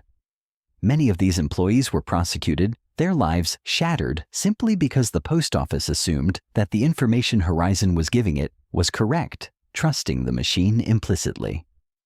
In New Zealand, a woman was incorrectly identified as a shoplifter because facial recognition software struggled to precisely identify men and women of color, leading to a false positive, a chilling reminder of the biases that can be inadvertently encoded into these powerful systems. AI tasked with making scientific discoveries could make similar mistakes, subtly warping our understanding of the universe instead of enhancing it, leading us down paths of false conclusions. And AI can just as easily ignore important information if it's been taught consciously or unconsciously to ignore those things. When in 2023, an alleged Chinese spy balloon was caught flying over the US, officials realized that their radar was set to detect things moving at the speed of missiles, but not small and slow things like balloons. When they adjusted their settings, several other balloon-like objects suddenly showed up on their radars and were subsequently shot down. Although not all of these later objects were necessarily spy balloons, it does prove that an object that behaves in an unusual way can sail right past the artificial systems designed specifically to watch out for them. AI might be very good at answering questions, but it is not so good yet at knowing what questions to ask, what to truly pay attention to. What happens if powerful AI programs do not have sufficient oversight, if their inner workings are hidden from scrutiny? What biases and assumptions could quietly creep in, particularly for classified AIs that not many people are scrutinizing their processes? Obscured by secrecy. It's a concerning thought, isn't it? AI is here to stay. A digital profile is being created about you. With every click and every purchase, and without proper laws and regulations being put into place, there's not a lot you can do to stop data broker companies from selling your personal data beyond clicking Reject All on those cookie pop-ups on websites. Not unless you're willing to go through the arduous process of getting those companies to delete your information, or are willing to campaign to governments to put tight restrictions in place. I mean, that's not such a bad idea, is it? The ability of AI like sentient to troll through all of that raw information, along with a host of satellite footage and other sources, to then attempt to predict what will happen in the future, and send satellites to key locations to see if those predictions were correct, only to make even more predictions. Well, it's certainly a powerful tool, a slightly chilling powerful tool. It makes perfect sense why we might want it, why nations would invest so heavily in it. But it will have a profound impact on society, subtly reshaping our understanding of privacy and security. And perhaps a similar impact one day on our relationship with space itself, transforming it into an even more intensely observed and managed domain.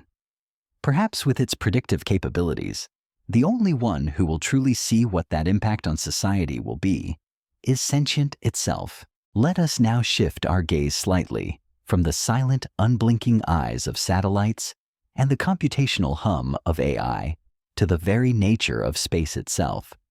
For too long, perhaps, we've imagined space as a vast, empty canvas, an ethereal realm divorced from the gritty realities of earthly power struggles. Yet, as we have gently explored this cosmic expanse, has almost imperceptibly become a hotly contested battlefield. And I don't mean that just metaphorically as a poetic turn of phrase. We are talking about literal constructs, about the quiet, chilling reality of engineered objects. Imagine, if you will, the serene beauty of Earth, seen from orbit, a swirling marble of blue and white. Now superimpose upon that image the quiet hum of space stations with cannons mounted on them. Picture satellites armed with lasers, their invisible beams capable of melting steel. Envision missiles designed for destroying targets in orbit, and just as precisely, missiles specifically for intercepting them. A ballet of destruction and defense unfolding in the silent void.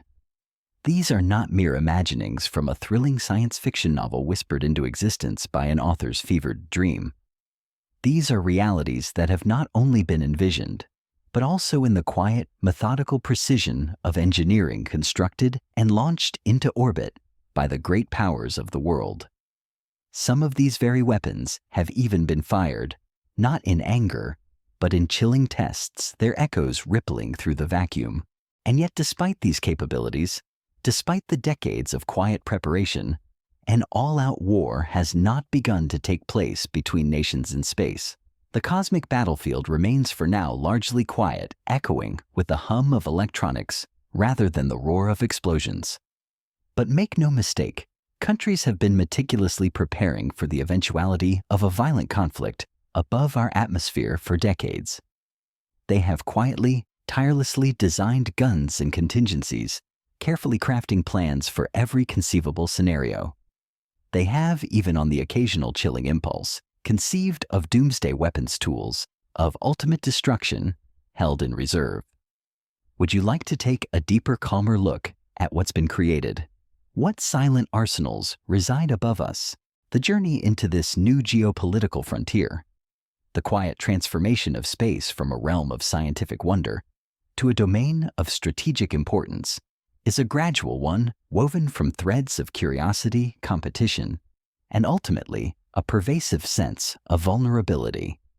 It begins with the simple recognition that whatever humanity creates on Earth, whatever tools we forge, whatever power we harness, the impulse to project that power to extend our reach will inevitably stretch upwards. The sky, once a barrier then a path, now becomes a stage for the oldest of human dramas. Consider the intricate dance of international relations, a complex web of alliances, rivalries, and strategic calculations. For centuries, the battlefield was confined to land and sea, later extending to the air. But as our technological prowess grew, as the very boundaries of our planet seemed to recede, a new dimension opened up. Space once deemed too vast, too remote, too expensive for anything but the grandest scientific endeavors suddenly became viable. And with viability came strategic interest. The high ground, that ancient military adage, now literally meant the high ground of orbit. The ability to observe, to communicate, to navigate. These capabilities, once exclusive to terrestrial means, were revolutionized by satellites. We touched upon this in our previous quiet reflection. The ubiquitous nature of GPS, the seamless flow of global communication. But with these incredible benefits came an inherent fragility. Imagine a modern society suddenly stripped of its satellite network. The lights would dim, not literally, but metaphorically. Global finance would seize up, communication would falter. Navigation would fail. The very fabric of our interconnected world would begin to unravel. This profound dependency, this quiet vulnerability instantly elevated space from a scientific frontier to a critical national security domain. Protecting one's own space assets became paramount, a silent, ongoing mission. And where there is protection, there is inevitably the thought of disruption. If my opponent relies on these orbital lifelines, what if I could sever them? What if I could blind their eyes, deafen their ears, silence their voices? This cold, logical calculation, stripped of emotion, has driven much of the silent development we are exploring. It's not about overt aggression for aggression's sake, but about strategic advantage, about deterrence, about the ability to gain leverage in a world where information and connectivity are power. So how have nations manifested this strategic interest into tangible assets? Let's gently revisit some of the quiet marvels and the unsettling implications of these creations. The Almaz space station, for instance, from the Soviet Union. It wasn't just a bold foray into long-duration space habitation, a scientific outpost. Its very existence hinted at a deeper, more guarded purpose. The inclusion of a built-in cannon, a formidable weapon capable of firing thousands of rounds per minute, was an unmistakable statement. It was a projection of terrestrial military power into the orbital realm, a physical embodiment of the idea that space was no longer just for peaceful exploration. Imagine the complex engineering challenge of mounting such a weapon on a delicate orbital platform. The sheer forces involved the recoil, the need for precise targeting in the frictionless vacuum. It wasn't perfect, as we noted. The recoil was immense, threatening the stability of the entire station, and the manual aiming process, requiring the entire station to pivot and orient itself, speaks to the nascent stage of this technology. It was a brute force approach, a first, somewhat clumsy step into a new domain of warfare. But the very fact that it was built, that it was launched, and most importantly, that it was actually tested in space in 1975, firing shells at a target, demonstrates a profound shift in mindset. It moved from the realm of the theoretical to the undeniable reality of an armed presence in orbit. The classified results of that test only deepen the mystery, leaving us to quietly wonder about its true efficacy and the lessons learned. The subsequent scrapping of Project Almaz, ostensibly for being too expensive and inefficient, might suggest its practical limitations. But the precedent had been set. The boundary between peaceful and military space was subtly yet firmly blurred. Beyond these more overt displays of force, the focus of orbital strategy has largely converged on the anti-satellite ASAT capabilities. These are not meant for direct, sustained combat in space, but rather for a swift, decisive strike to deny an adversary their vital orbital lifeline. The development of ASATs by both the United States and Russia since the 1950s speaks to a deep underlying strategic imperative: the ability to blind an enemy, to sever their communication links, to deny them their navigational precision, could offer a decisive advantage in a conventional conflict on Earth. It's a quiet threat, always present, always influencing the strategic calculus. The U.S. test in 1985, where a failing commercial satellite was intentionally targeted and destroyed by an ASAT, was a potent demonstration. The sheer kinetic energy of the impact, a projectile traveling at 24,000 kilometers per hour, was enough to shatter the target into countless pieces. It was a statement of intent, a quiet assertion of capability.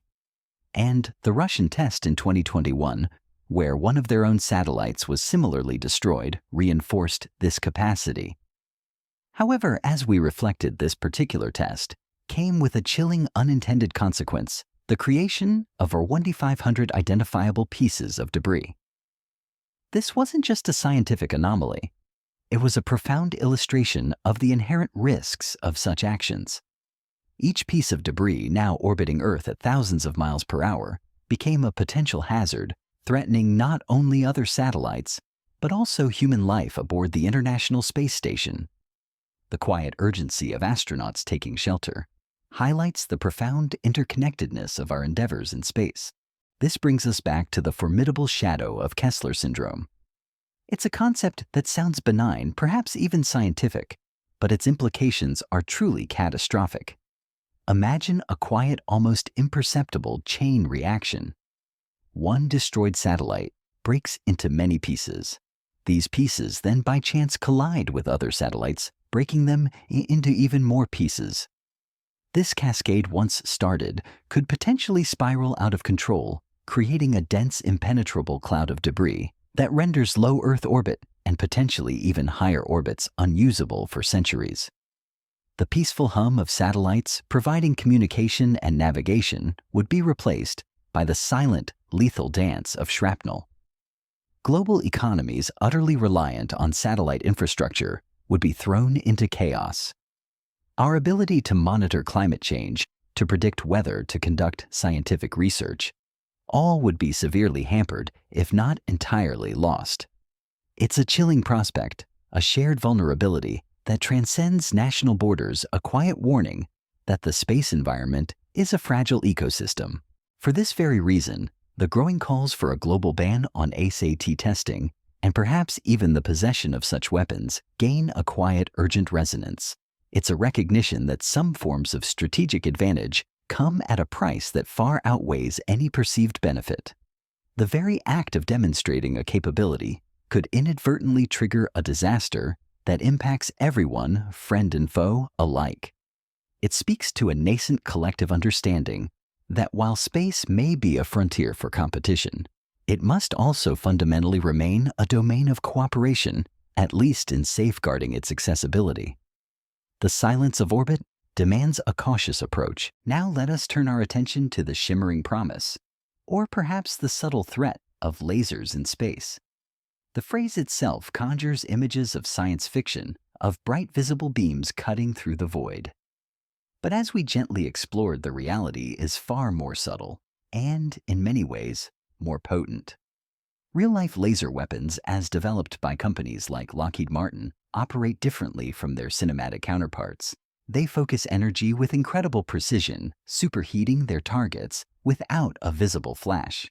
This precision, this silent efficiency, offers advantages that are profoundly attractive for space-based applications. Imagine a satellite armed with such a laser.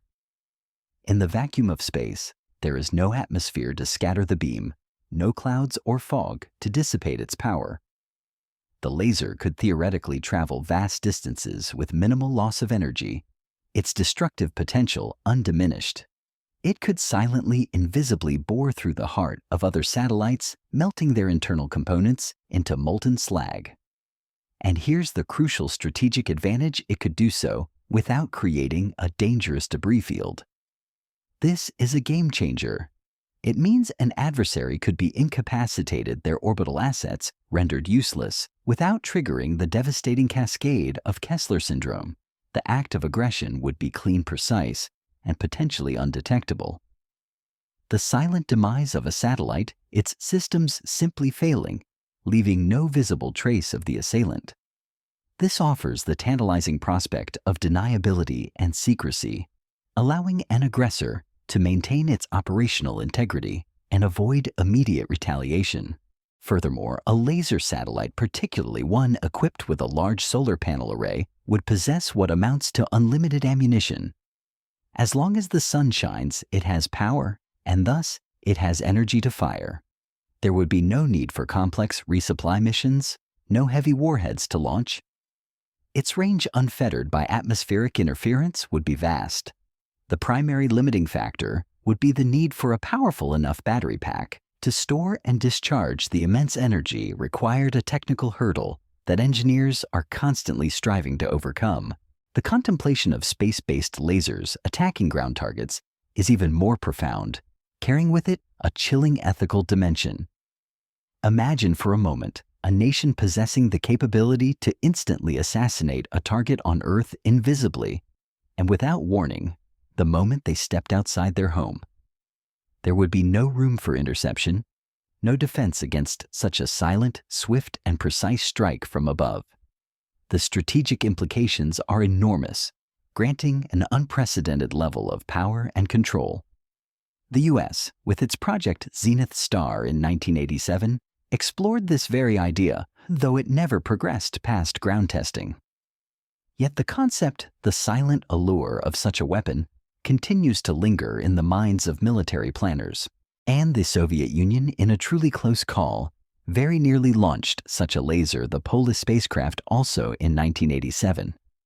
It was only the quiet, unexpected intervention of President Mikhail Gorbachev, who recognized the profound and potentially destabilizing implications of such a launch, that prevented its test firing.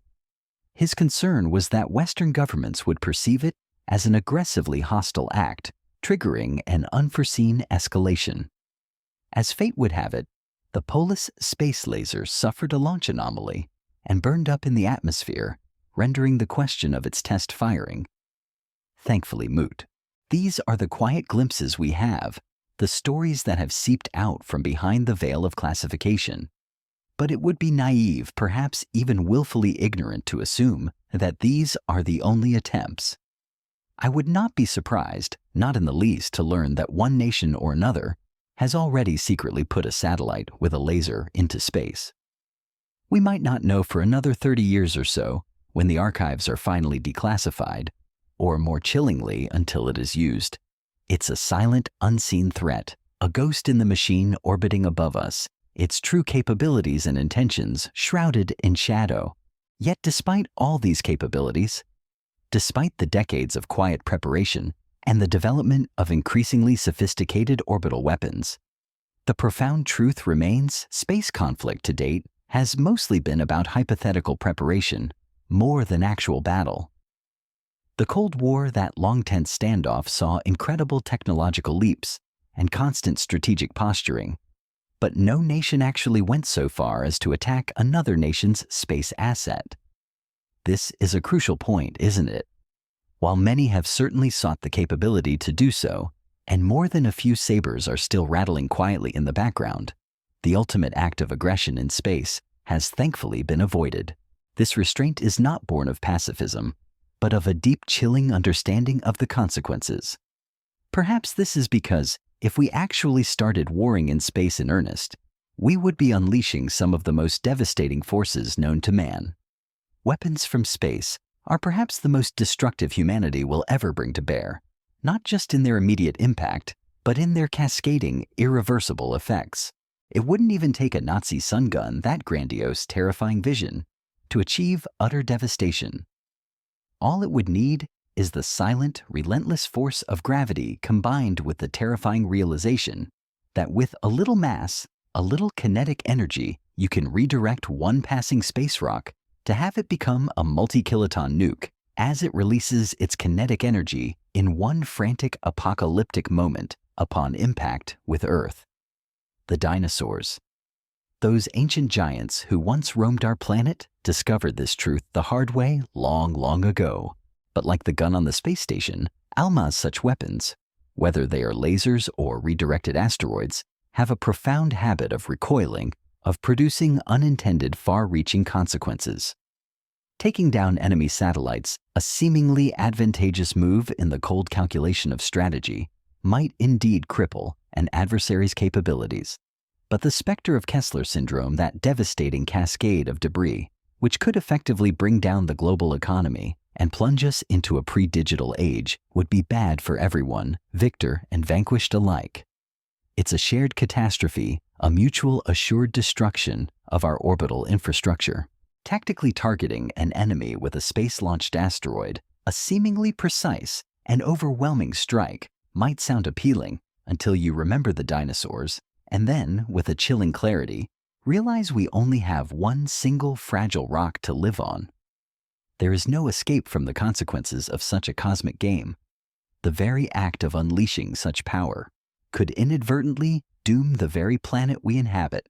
Ultimately, the risks that come with space conflict are perhaps the strongest reason it may never happen.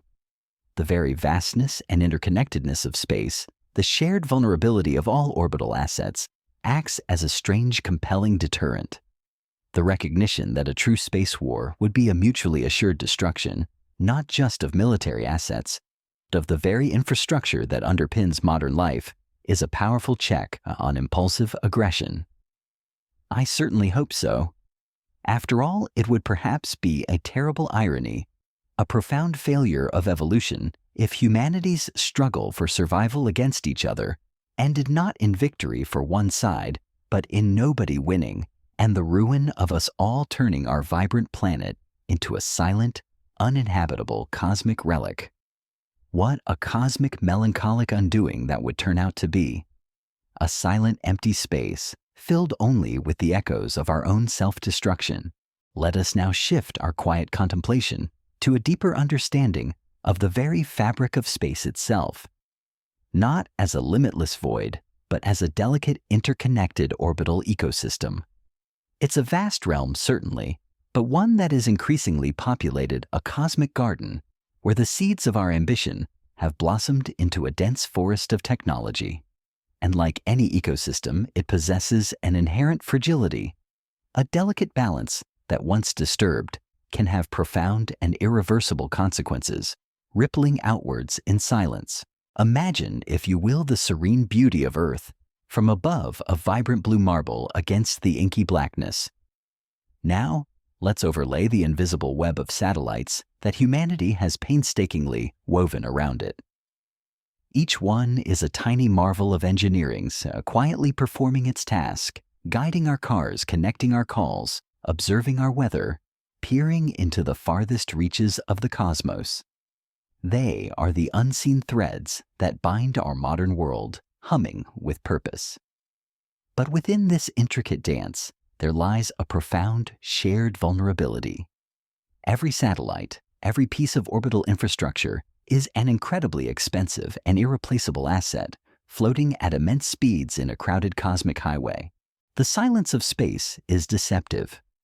While it lacks the conventional sounds of conflict, the roar of jets, the thunder of artillery, it is far from empty. It is a domain where physics operates with chilling indifference to human intentions. A tiny speck of paint, traveling at orbital velocities, can punch a hole through a spacecraft like a bullet. A discarded bolt can become a silent, lethal projectile, and the intentional destruction of even a single satellite, as we have gently touched upon, can trigger a chain reaction that threatens to render this vital frontier impassable. This brings us to the very heart of the orbital ecosystem's fragility: space debris. It's a concept that sounds innocuous, perhaps even mundane, like litter. But in the context of orbital mechanics, it takes on a terrifying, almost apocalyptic significance.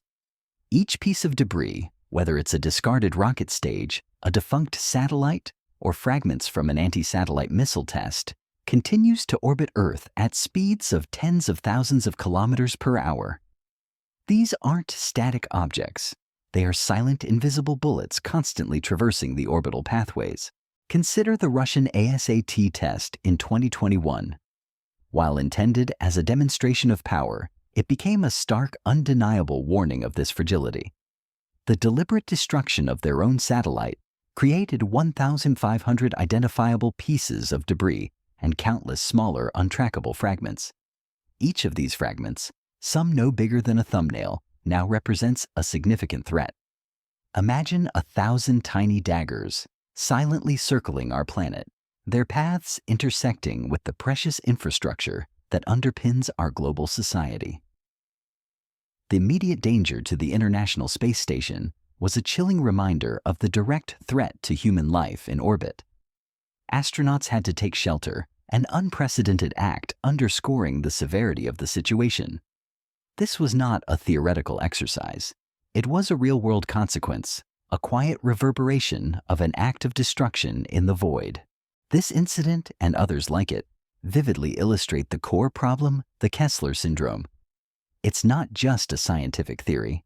It's a terrifying projection of what could happen if we continue to treat space as an endless resource for aggressive acts.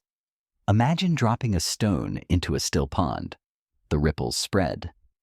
Now imagine that each ripple, instead of gently fading, somehow creates more ripples, which in turn create even more. That's the essence of Kessler syndrome. One collision creates debris. That debris causes more collisions, creating even more debris in an exponential cascade. The orbital highways, once vast and open, would become dense, impassable minefields. The consequences of such a scenario are staggering. Our reliance on satellites is so profound, so deeply interwoven into the fabric of modern life, that their loss would precipitate a global crisis. Global economies would seize up as financial transactions utterly reliant on satellite communication and timing signals grind to a halt. Navigation systems from our personal phones to commercial airlines and military operations would cease to function, plunging travel and logistics into chaos. Weather monitoring and climate science, vital for disaster prediction and understanding our changing planet, would be severely hampered, leaving us blind to approaching storms and long-term environmental shifts. Our ability to conduct scientific research, to gaze into the cosmos, to inspire future generations, all would be severely limited, perhaps even lost for centuries. The silent hum of progress would be replaced by a profound, pervasive silence. It is for this reason that there are growing urgent calls for ASATs to be banned from use entirely. This isn't just an idealistic plea. It's a practical recognition of shared existential risk. No nation, not even the most militarily advanced, truly benefits from a scenario where space becomes unusable. The strategic advantage gained from destroying an enemy satellite would be dwarfed by the global catastrophe that could ensue. It would be a Pyrrhic victory, leaving the victor in a world plunged into darkness and chaos. The very idea of winning a space war in such a scenario becomes meaningless. It underscores a profound truth in space. We are all ultimately in the same fragile boat, sharing the same limited vulnerable orbital environment. The silence of orbit demands a collective responsibility, a wisdom that transcends short-term tactical gains.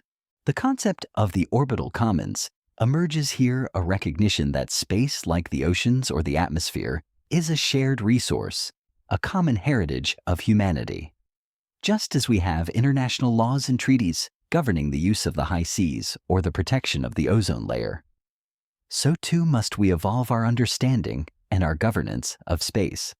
The Outer Space Treaty of 1967 was a vital first step, famously proclaiming space as the province of all mankind and prohibiting the placement of weapons of mass destruction in orbit.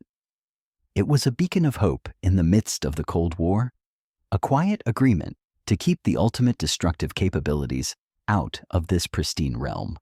However, the treaty, like many such agreements, has its limitations. It does not explicitly forbid the testing or deployment of conventional weapons in orbit, nor does it address the issue of space debris itself.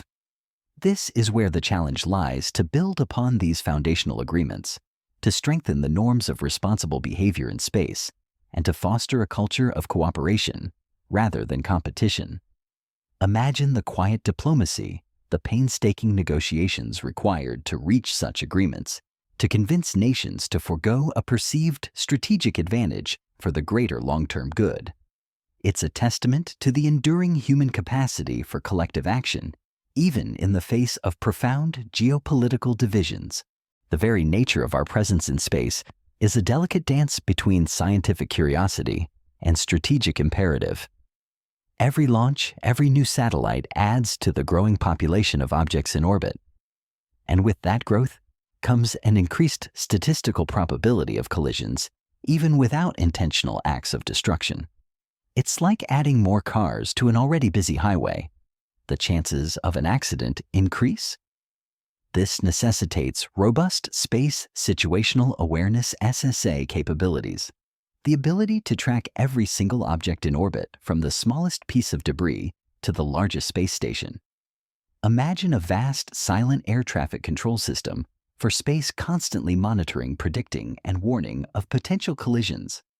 This is a massive undertaking requiring global cooperation and advanced technological capabilities, but it is absolutely essential for safeguarding our orbital assets. Furthermore, the concept of active debris removal is slowly gaining traction, though it remains a formidable technological and legal challenge. Imagine spacecraft designed to gently scoop up or deorbit defunct satellites and large pieces of debris, cleaning up the orbital environment piece by piece. The technical hurdles are immense: capturing objects traveling at hypersonic speeds, doing so without creating more debris, and doing so economically. And the legal implications are equally complex: who owns the defunct satellite? Who has the right to remove it? These are not easy questions, and their answers will require careful, thoughtful deliberation among nations. The future of the orbital ecosystem then hinges on a quiet, ongoing dialogue. It's a conversation that balances national security concerns with the shared responsibility for a vital global commons.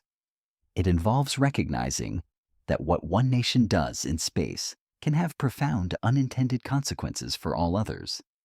It's a call for a shift in mindset from viewing space as a frontier to be conquered, to viewing it as a shared domain to be protected and nurtured.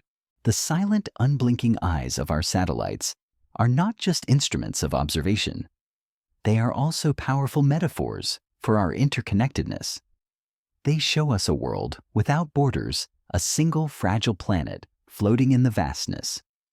And perhaps in that profound perspective lies the quiet wisdom that can guide us towards a more peaceful and sustainable future in space. The vulnerabilities we share, the threats that transcend national boundaries, can also become the catalysts for unprecedented cooperation. It is in these moments of shared challenge that humanity often finds its greatest capacity for collective ingenuity and mutual safeguard. The silent hum of the orbital environment whispers a subtle truth. We are all in this together. The decisions we make today, the actions we take or refrain from taking, will determine the legacy we leave for future generations. Whether space remains an accessible frontier of exploration and innovation, or becomes a silent, impassable graveyard of our own making. It's a quiet responsibility, but a profound one, resting gently on our shoulders as we drift towards the future. As we continue our gentle journey through the evolving landscape of space, let us now drift into a realm less about technology and more about human intention and collective conscience, the labyrinth of law and ethics that attempts to govern our actions in the celestial sphere. For just as the physical boundaries of Earth melt away in the vastness of space, so too do the familiar frameworks of terrestrial law become stretched and challenged. How do we, as a global community, create rules for a domain that transcends all borders, a realm that is both a shared commons and a potential battleground? Imagine for a moment the early days of maritime law, born from centuries of open sea piracy and conflicting claims over trade routes. It was a messy, gradual process, slowly building consensus on what was permissible and what was not on the open oceans. Now transpose that complexity onto the three-dimensional high-velocity environment of space, where the consequences of miscalculation can literally rain down from the heavens. The challenge is immense, isn't it? The foundational stone of space law, the silent cornerstone upon which all subsequent discussions rest, is the Outer Space Treaty of 1967. Born out of the nascent space race and the chilling backdrop of the Cold War, it was a remarkable achievement of diplomacy, a quiet, almost poetic agreement among nations. Its full, rather lengthy title is the Treaty on Principles, governing the activities of states in the exploration and use of outer space, including the moon and other celestial bodies. But its core tenets are beautifully simple and profoundly aspirational. Firstly, it established outer space as the province of all mankind. This isn't just flowery language. It's a declaration that space is a shared heritage, a common resource for the benefit and interest of all countries, irrespective of their level of economic or scientific development. It explicitly prohibits national appropriation of outer space, including the moon and other celestial bodies. No country can claim ownership of the moon, for instance, or carve out a slice of Mars for itself. This was a visionary move aiming to prevent the territorial disputes that have plagued our terrestrial history from extending into the cosmos. Secondly, and perhaps most critically in our context, the treaty explicitly forbids the placement of weapons of mass destruction, WMDs, in orbit or on the moon or any other celestial body. This includes nuclear weapons, chemical weapons, and biological weapons. This was a profound act of foresight, a collective decision to keep the ultimate destructive capabilities out of this pristine, shared environment. Imagine the world if this had not been agreed upon, if nuclear warheads were constantly circling above, poised for release. The very thought sends a shiver down the spine. It was a quiet acknowledgement that some lines simply must not be crossed, that the risks were too immense. Furthermore, the treaty mandates that outer space shall be used for peaceful purposes only. This is a broad sweeping statement, one that has been subject to much quiet interpretation over the decades.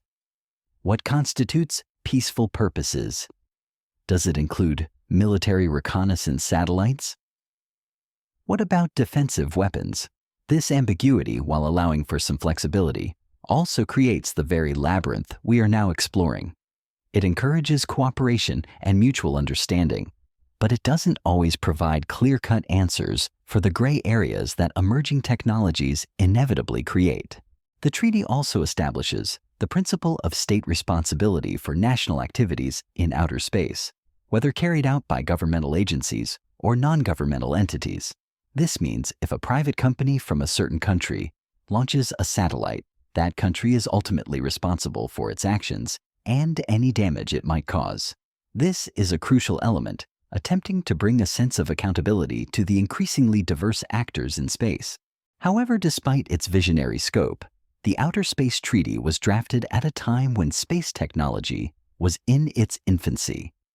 The engineers and diplomats of 1967 could scarcely have imagined the proliferation of satellites we see today or the advent of technologies like precision lasers and sophisticated cyber warfare capabilities operating in the orbital domain.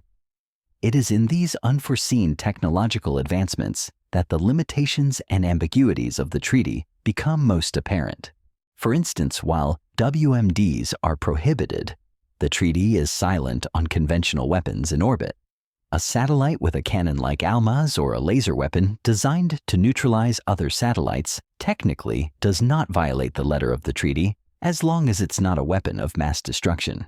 This is a crucial loophole, a silent invitation for nations to develop capabilities that fall just short of the explicit prohibitions.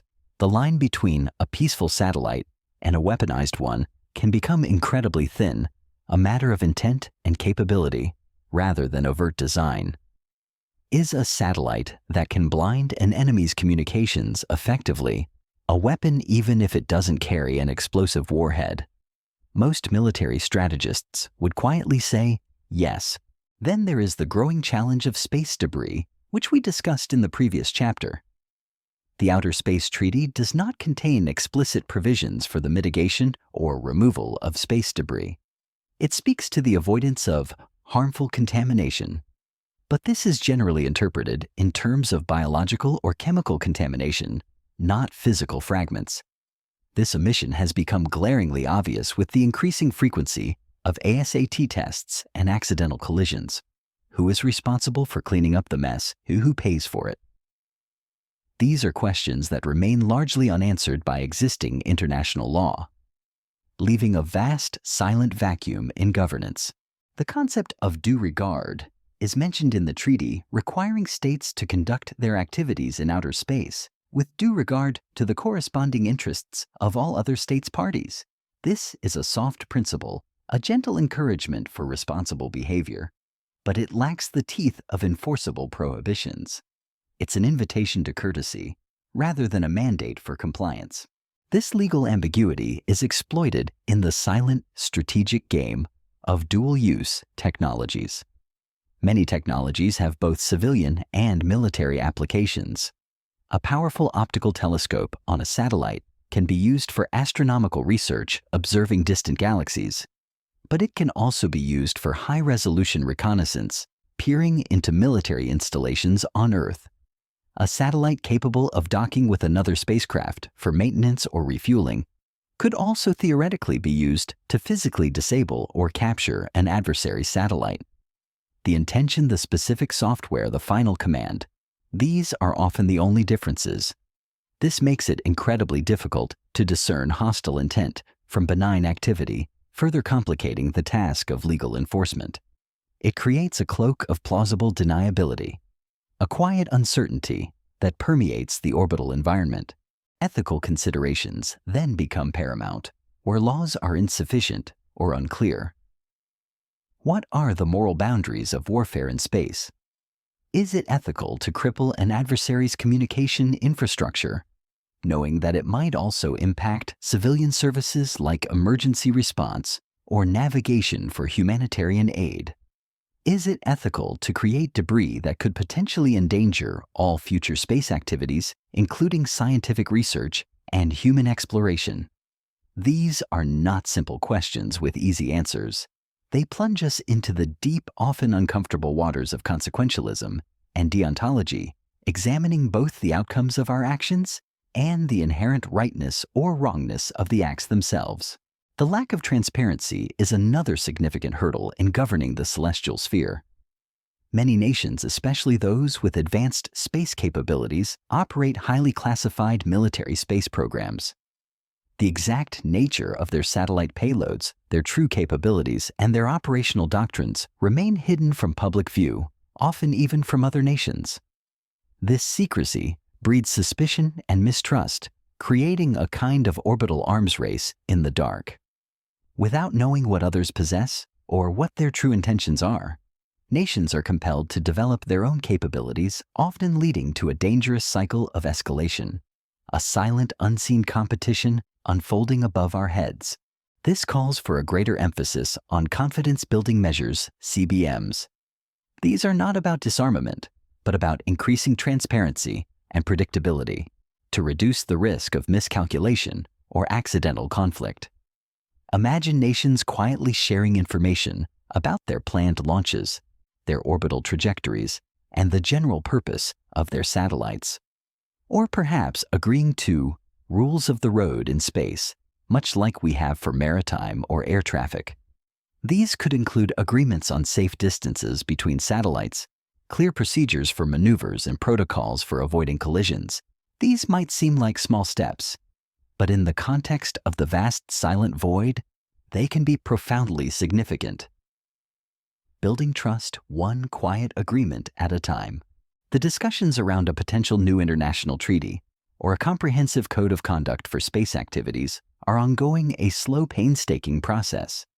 Many nations, particularly those that are not major space powers, are pushing for stronger legal frameworks, fearing a future where a few powerful nations dominate access to and use of space. They seek greater equity, a more level playing field in the celestial commons. However, the major space powers often resist, reluctant to constrain their strategic flexibility or reveal their classified capabilities. This is the quiet struggle that defines the current landscape of space governance. Furthermore, the emergence of private actors in space adds another layer of complexity to this legal and ethical labyrinth. Companies like SpaceX, Amazon, with Project Kuiper and OneWeb, are launching thousands of satellites, creating mega constellations that will dramatically increase the density of objects in low Earth orbit. While these are primarily for commercial purposes, like providing global internet access, their sheer number and their potential for dual-use applications raise new questions. Who is responsible if one of these commercial satellites collides with a military satellite? How do we regulate the actions of private companies operating in a domain traditionally governed by states? The line between public and private space activity is blurring, creating new challenges for oversight and accountability. The very concept of space warfare ethics is still in its infancy. Traditional international humanitarian law, which governs armed conflict on Earth, struggles to apply directly to the unique environment of space. How do we define civilian targets in orbit?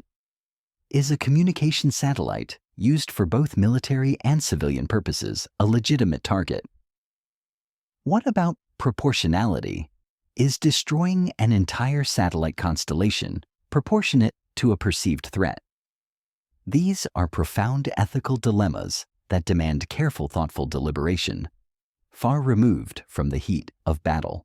Ultimately, the future of space, whether it remains a realm of peaceful exploration and shared benefit or descends into a chaotic, debris-filled battlefield, will depend not just on our technological prowess, but on our collective wisdom and our commitment to cooperation.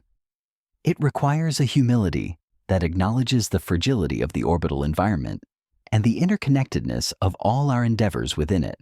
It's a call for foresight, for a willingness to set aside short-term strategic gains for the long-term sustainability of this vital frontier.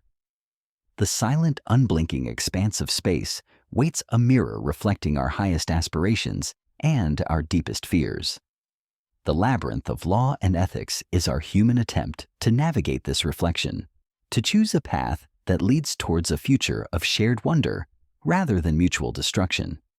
It's a quiet, ongoing endeavor, demanding patience, understanding, and a willingness to transcend earthly divisions for the sake of the heavens. Let us now turn our quiet gaze towards a phenomenon that is rapidly reshaping the celestial sphere, the commercialization of orbit. For decades, space was primarily the domain of governments driven by national prestige, scientific exploration, and military ambition. Launches were rare, expensive, and largely the purview of a select few nations. But in recent years, a profound shift has occurred, a quiet revolution driven by entrepreneurial spirit and technological innovation. Now, private companies are launching satellites with astonishing frequency, driven by profit motives and the promise of new markets. This surge in commercial activity raises profound questions. Are we entering a new Wild West in orbit, fraught with uncontrolled expansion and potential chaos? Or are we building a shared highway, a vital infrastructure for a globally connected future? Imagine for a moment the early days of the internet. It began as a government and academic project, a network for research and communication.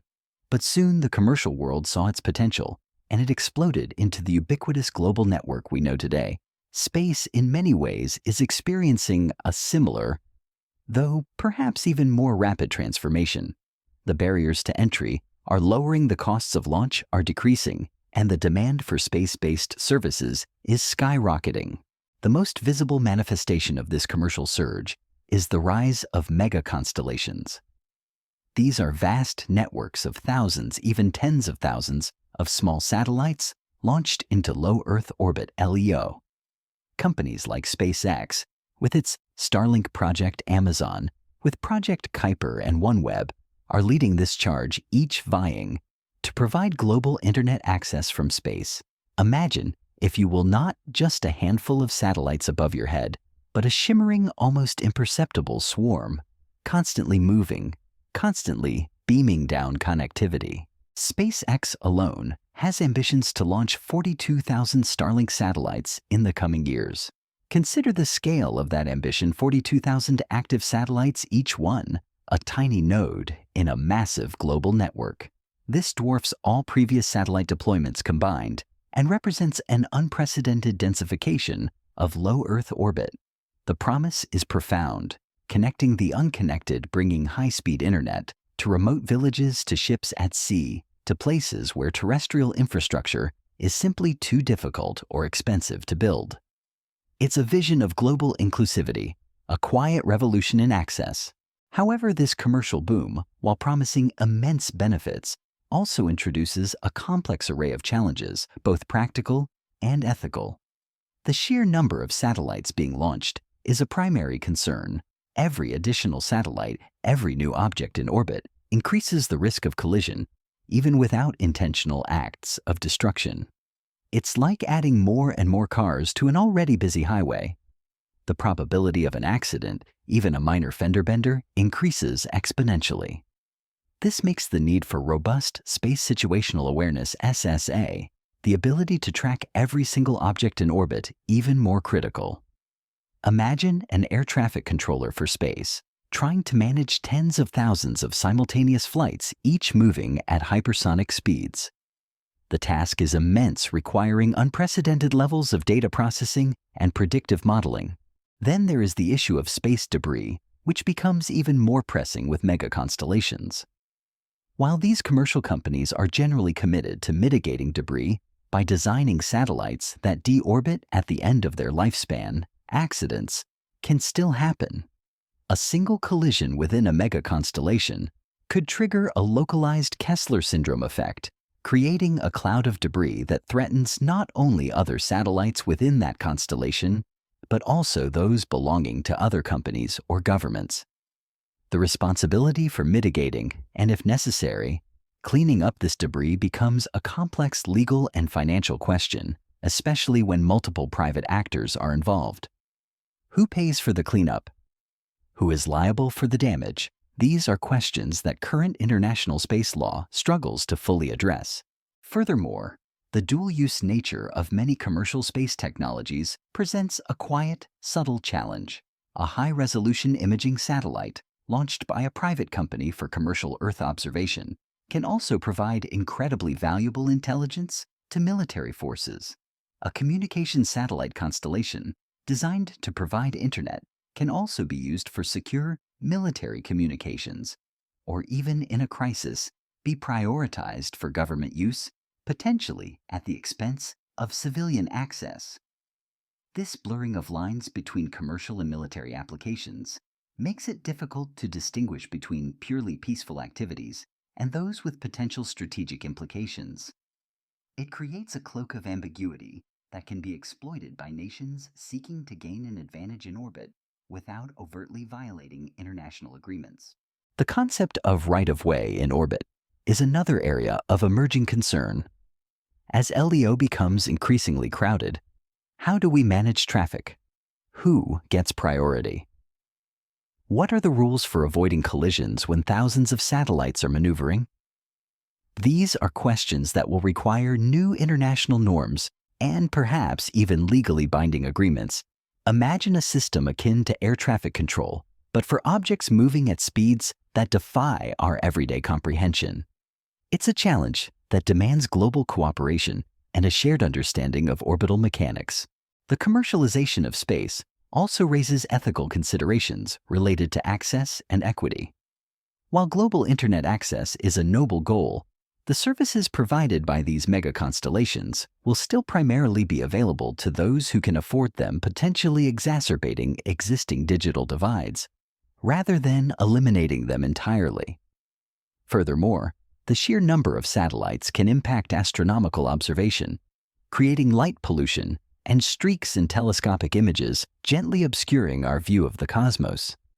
This creates a quiet tension between the immediate benefits of commercial space activity and the long-term pursuit of scientific knowledge and our shared connection to the night sky. The rapid pace of commercial development often outstrips the slow, deliberate process of international lawmaking and regulatory oversight. This creates a regulatory vacuum, a kind of Wild West, where new capabilities are developed and deployed before clear rules of engagement or responsibility are established. National governments are scrambling to catch up, devising new domestic regulations for their private space companies, but the truly global nature of space requires international consensus. This quiet race between innovation and governance is a defining feature of the current orbital landscape. However, to view this commercialization solely through the lens of challenges would be to miss a profound opportunity. These private companies are also driving innovation at an unprecedented pace, pushing the boundaries of what is possible in space. Their efficiency, their willingness to take risks, and their focus on cost-effectiveness are revolutionizing launch capabilities and satellite manufacturing. This innovation could ultimately benefit everyone, lowering the cost of space access for scientific missions, for disaster relief, and for new forms of global collaboration. Imagine a future where low-cost, rapidly deployable satellite constellations can monitor climate change with unprecedented detail, providing real-time data on everything from ice sheet melt to deforestation. Imagine a network of interconnected satellites that can provide instantaneous communication for disaster response teams in remote areas, saving lives. Imagine new forms of space tourism, making the wonder of orbit accessible to a broader segment of humanity. These are the quiet promises that hum alongside the challenges. The key to navigating this new commercial frontier will be to foster a culture of responsibility and cooperation. It will require governments to engage with private industry to establish clear regulatory frameworks that encourage innovation while safeguarding the orbital environment. It will require international dialogue, not just among nations, but also with the commercial sector, to develop shared norms and best practices for sustainable space operations. It's a delicate balance, a quiet negotiation between ambition and stewardship. The commercialization of orbit is fundamentally changing our relationship with space. It's no longer just the domain of geopolitical giants or scientific dreamers. It's becoming a bustling marketplace, a vibrant new arena for human ingenuity and commerce. The challenge lies in ensuring that this expansion is conducted in a way that benefits all of humanity, that preserves the long-term sustainability of the orbital environment, and that does not inadvertently create new forms of conflict or exclusion. It's a complex tapestry being woven above our heads, thread by thread, day by day, and its final pattern is still largely unwritten. The quiet hum of the market is now echoing in the silent vacuum, asking us to define its rules before the space becomes too crowded for gentle navigation. Let us now gently push the boundaries of our contemplation even further beyond the familiar light and shadow, beyond the conventional cameras and radar pulses. We are now drifting into the quantum realm of observation, a subtle and often counterintuitive domain where the very act of seeing can reshape our understanding of what is real. This isn't about mere resolution or optical lenses. It's about discerning patterns and gathering information in ways that defy our everyday senses, allowing us to see beyond the visible. Imagine, if you will, a world where sight isn't limited to the spectrum of light our human eyes perceive. Our eyes are remarkable instruments, certainly allowing us to witness the vibrant tapestry of colors that paint our world. But this visible light is just a tiny sliver of a much grander unseen spectrum, a vast ocean of electromagnetic waves that stretches from the gentle ebb and flow of radio waves to the high-frequency dance of gamma rays. For centuries, our observations were tethered to what we could directly see. But now, through the marvels of technology, our eyes in space are open to these hidden wavelengths, revealing a universe far richer in information than we ever imagined. This expanded vision begins with the ability to pierce through atmospheric veils. Remember our earlier discussion about satellites that can see through clouds? This isn't science fiction. It's a quiet revolution in observation, largely powered by technologies that don't rely on visible light. Synthetic aperture radar CAR imaging, which we gently touched upon, is a prime example. Imagine the atmosphere as a vast, shifting curtain obscuring our view of the ground below. A conventional camera, even one with incredible resolution, would be rendered blind by dense cloud cover or the shroud of night. But SAR doesn't see in the traditional sense. It feels the world with radio waves. Think of it like a bat navigating in the dark, sending out ultrasonic chirps and interpreting the echoes. A CAR satellite does something similar. It sends down a radar pulse, a burst of radio waves towards the Earth. These waves travel through clouds, through darkness unhindered. When they strike the ground, they bounce back carrying subtle information about the terrain, the objects, and their precise distance from the satellite. The satellite, with incredibly sensitive equipment, then precisely times how long it takes for that pulse to bounce back from different points on the ground. By doing this repeatedly over a wide area and with sophisticated computer processing, it can literally form detailed physical models of the ground.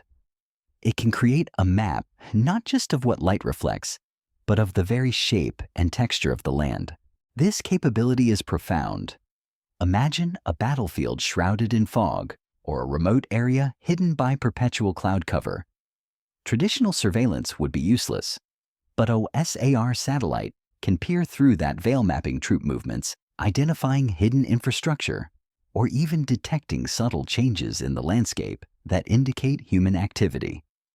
And crucially, because it's generating its own pulses, rather than relying on natural light, these types of satellites can work during the night as well as the day. The silent darkness holds no secrets from their discerning gaze. It's an unblinking eye that sees 24/7, indifferent to the rotation of our planet or the caprices of its weather. But the quantum realm of observation extends beyond mere radar. It delves into other unseen parts of the electromagnetic spectrum, each revealing different layers of information. Consider infrared sensors. Everything that has a temperature above absolute zero emits infrared radiation, essentially heat. From the warm glow of a human body to the faint heat signature of a vehicle engine, or the subtle warmth emanating from a hidden underground facility. Infrared cameras can detect these thermal emissions. Imagine a satellite equipped with such a sensor silently orbiting above. It could, even in complete darkness, detect the heat trails left by vehicles, the subtle warmth of buildings, or the telltale heat bloom of an active power plant. It's like having thermal vision from space, an ability to see the invisible energy emanating from our world. This can be invaluable for tracking enemy movements at night, monitoring industrial activity, or even in a humanitarian context, detecting hidden wildfires or understanding heat stress in agricultural fields.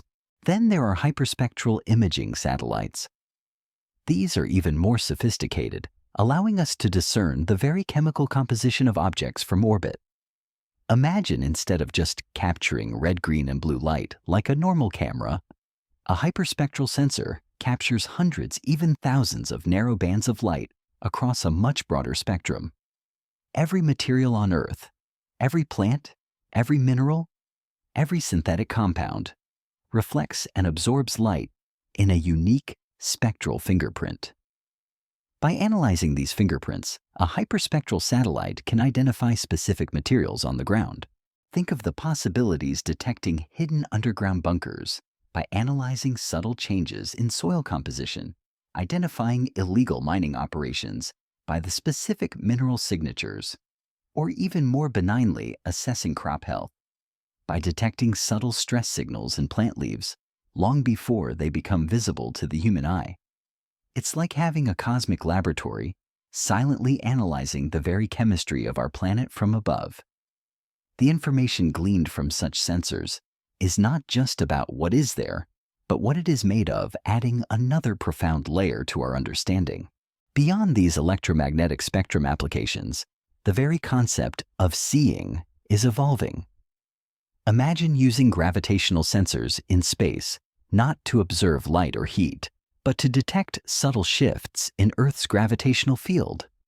While still largely in the realm of highly specialized scientific missions, future advancements could potentially allow for the detection of massive underground structures, or even in theory, the movement of large dense objects beneath the surface. It's a way of seeing the hidden mass of understanding, the subtle tugs and pulls of our planet's hidden depths. And then there's the emerging field of quantum sensing. This is truly pushing the boundaries of what is possible, leveraging the bizarre and counterintuitive rules of quantum mechanics to achieve unprecedented levels of sensitivity and precision. Imagine sensors that can detect minute changes in magnetic fields, allowing for the potential detection of submerged submarines, or even the tracking of individual metallic objects with incredible accuracy. Or imagine quantum entangled photons being used for secure communication channels, or even in the distant future for advanced forms of ghost imaging that can see through obstacles. These are still largely theoretical or in early experimental stages for space applications, but they represent the next frontier of observation, where the very act of observation becomes intertwined with the fundamental nature of reality. The implications of these advanced observation capabilities are profound and multifaceted. On the one hand, they offer immense benefits for our shared humanity. Imagine the ability to track atmospheric dust clouds from massive desert storms, warning airlines and vulnerable populations.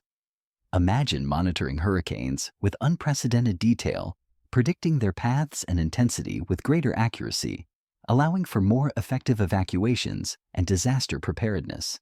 We can better understand wildfires using precise thermal mapping to give firefighters a better chance at tackling blazes, identifying the hotspots even through thick smoke. We can track aerosol emissions and monitor the health of our oceans, providing vital data for environmental protection.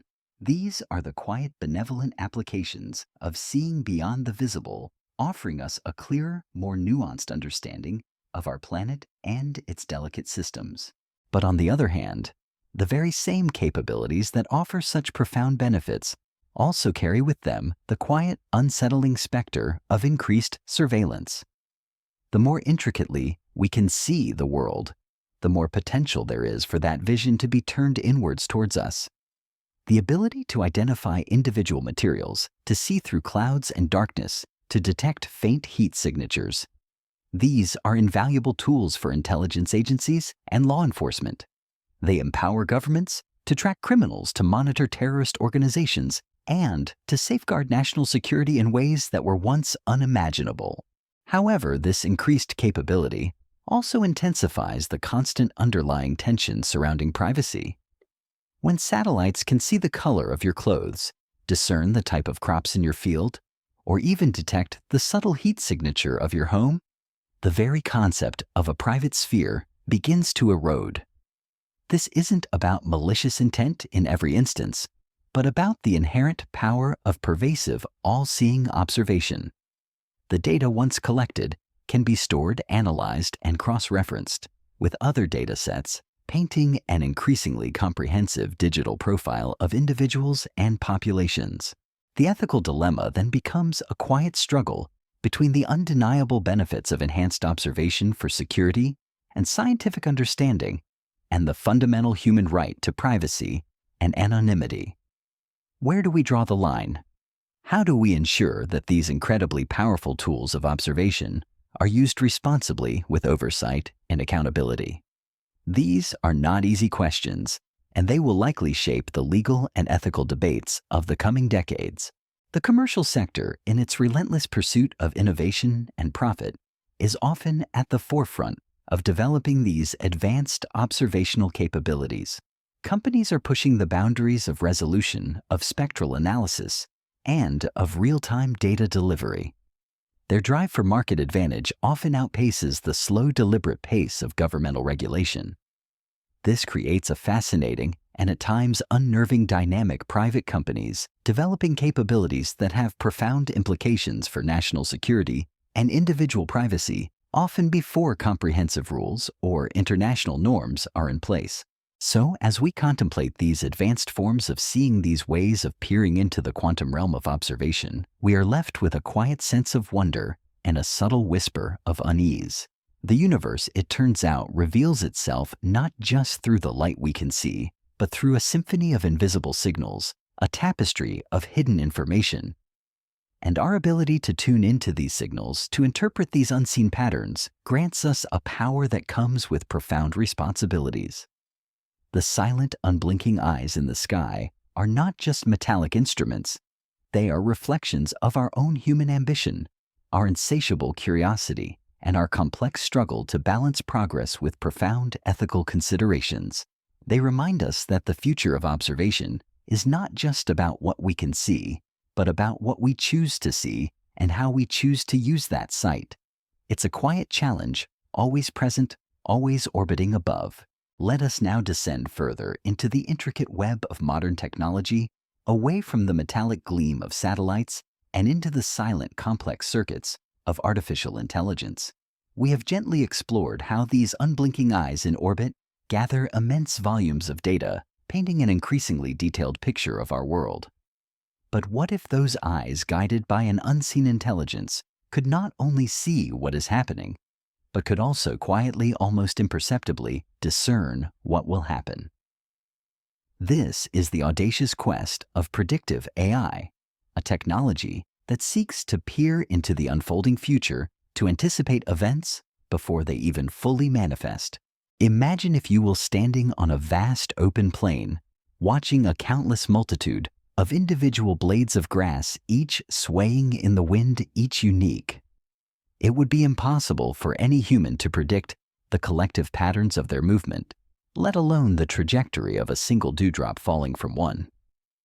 Now magnify that complexity by billions, adding the intricate layers of human behavior, economic shifts, geopolitical tensions, and the endless variables that shape our world.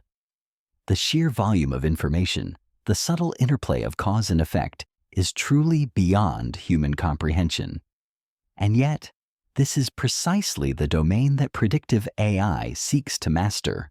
This is not the simple commercial AI that recommends your next movie or suggests what to buy online. While those algorithms are indeed powerful, they are largely reactive, analyzing past patterns to infer future preferences. What we are now contemplating is something far more advanced, something that aims to be proactive, to not just understand the past, but to anticipate the future with uncanny precision. This is military-grade AI imbued with capabilities that, while still subject to the inherent uncertainties of complex systems, hint at a new frontier of strategic advantage. The most prominent example, the silent ghost in the machine we previously touched upon, is sentient. Its ultimate audacious goal is to predict the future. This is not about crystal balls or mystical foresight.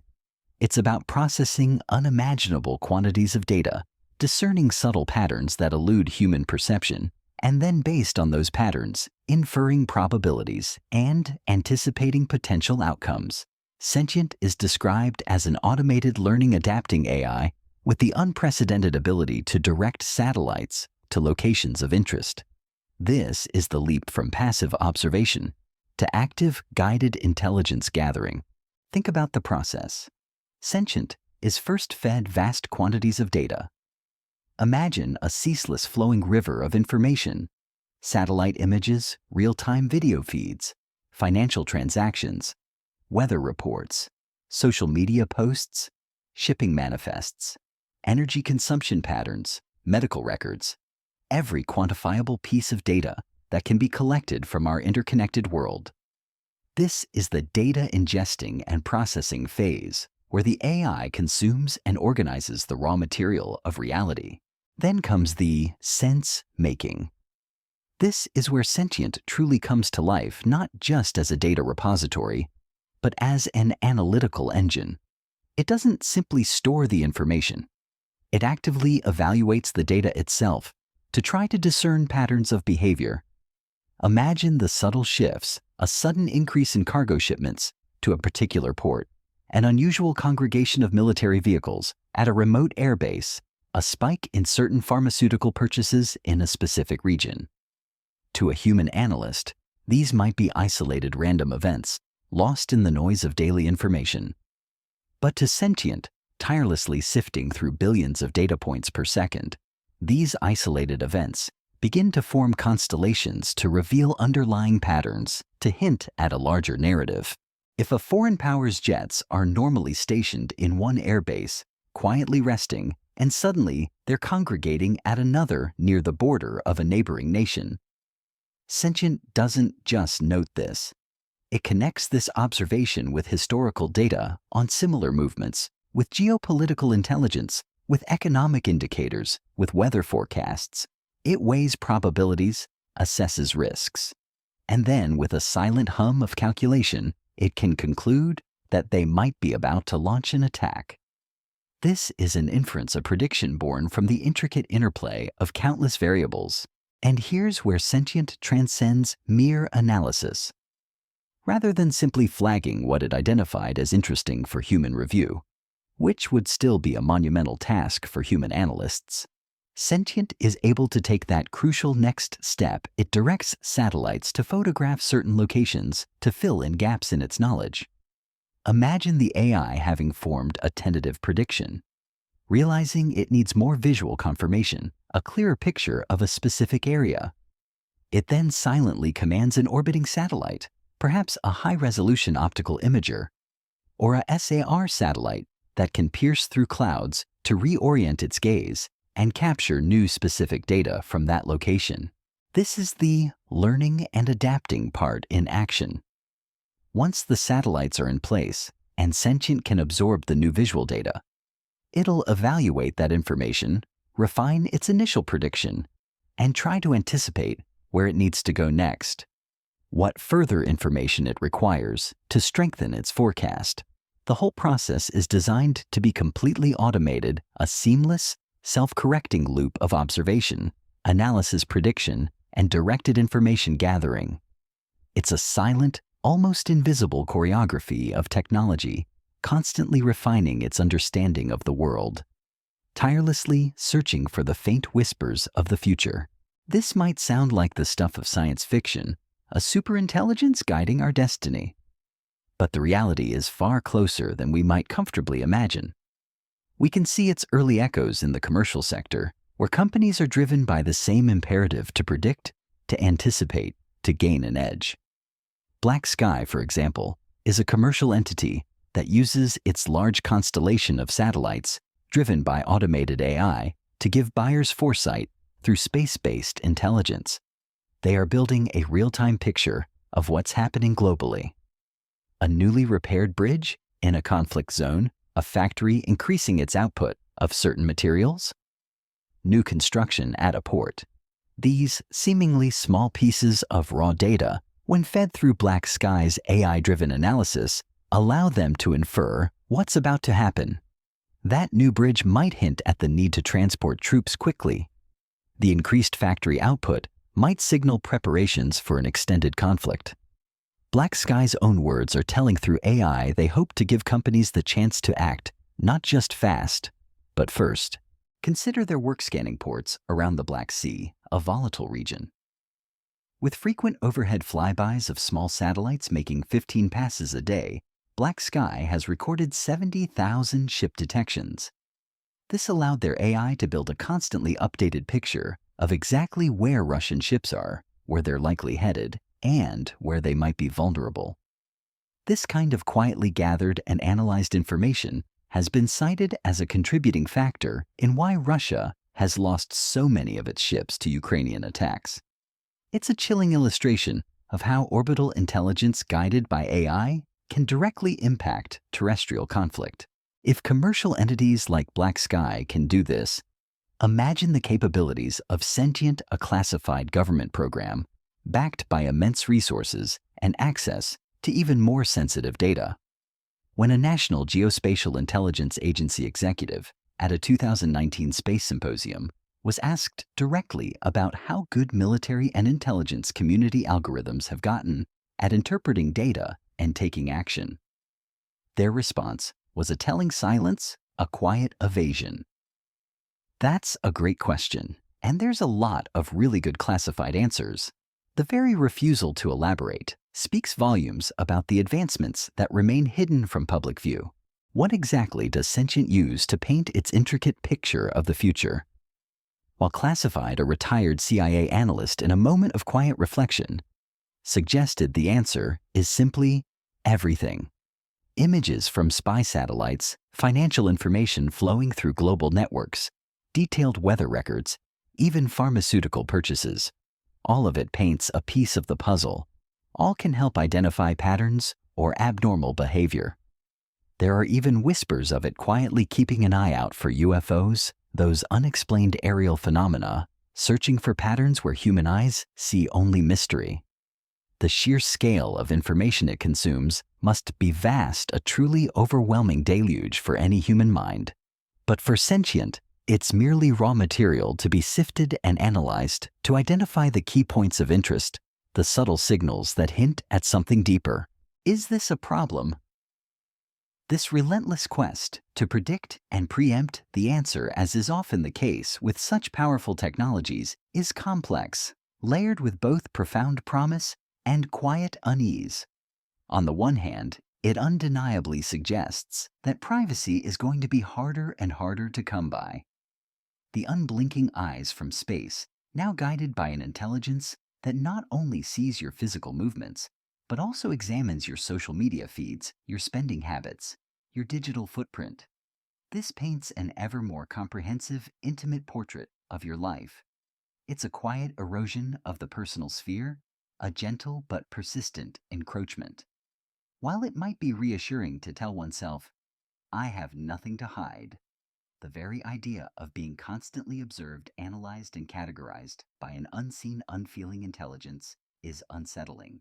Yet, and this is crucial, there are undeniable benefits, like quiet beacons in the swirling sea of data. Sentient, in its tireless analysis, will undoubtedly be able to identify threats that would otherwise go unnoticed by human analysts. This can help governments prepare for dangers, prevent terrorist attacks, and ultimately keep citizens safe. AI programs never tire, never sleep. They are relentless guardians, constantly sifting through the noise, searching for the slightest deviation from the norm. Imagine a future where, for purely scientific purposes, AI of this level could analyze astronomical data, direct telescopes to areas of interest, and even launch their own automated probes to take a closer look at distant celestial bodies. With an army of data analyzing AI to evaluate the results, a lot of fascinating discoveries could be made, accelerating our understanding of the universe beyond anything we can currently imagine. For American viewers, there's a small consolation. Sentient is reportedly bound by the usual NRO restrictions on when the US can spy on its own citizens, which means it's not a constant, pervasive surveillance of domestic life. But don't rest too easy. If the US is developing AI like this, it's highly probable that other governments and private companies are doing the same thing too, each building their own silent watchers driven by similar imperatives of security intelligence or profit. Even the Pentagon itself is concerned about online profiles being built up on their staff, filled with information that foreign spies might be able to utilize against them. It's a quiet global arms race, not for weapons in the conventional sense, but for information and for the power to predict and influence the future. Beyond the immediate concerns of privacy and surveillance problems can arise when our tools become too powerful, too complex for us to fully understand their inner workings. I'm not talking about some terrifying Skynet scenario, a conscious AI turning against humanity, but instead the more subtle, insidious dangers that naturally arise when AI becomes powerful enough that humans struggle to check its workings, to truly verify its conclusions. Consider the recent tragic example in the UK, where the accounting system Horizon, used by the post office, incorrectly accused about 900 employees of theft and fraud. Many of these innocent employees were prosecuted, their lives shattered, simply because the post office implicitly assumed that the information Horizon was giving it was correct. The machine was trusted without sufficient human oversight or critical analysis. In New Zealand, a woman was incorrectly identified as a shoplifter because facial recognition software, powerful as it was, struggled to precisely identify men and women of color, leading to a false positive. These are chilling reminders of the biases and limitations that can be inadvertently encoded into powerful AI systems, biases that can have devastating real-world consequences. AI tasked with making scientific discoveries could make similar mistakes, subtly warping our understanding of the universe, instead of enhancing it, leading us down paths of false conclusions. And AI can just as easily ignore important information if it's been taught consciously or unconsciously to filter out certain types of data or to prioritize others.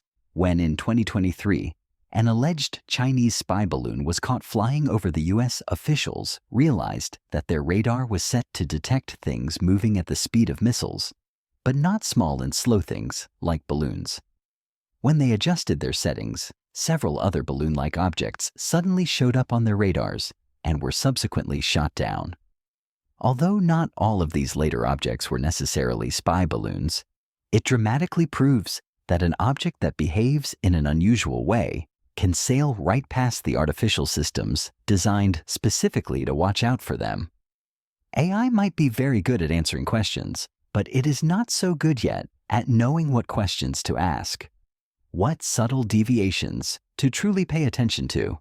What happens if powerful AI programs do not have sufficient oversight, if their inner workings are hidden from scrutiny, if they operate with a high degree of autonomy?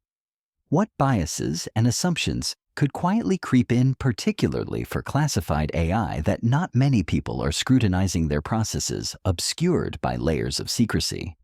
It's a concerning thought, isn't it? The very complexity that makes them powerful also makes them difficult to audit, to fully comprehend, to truly control. AI is here to stay.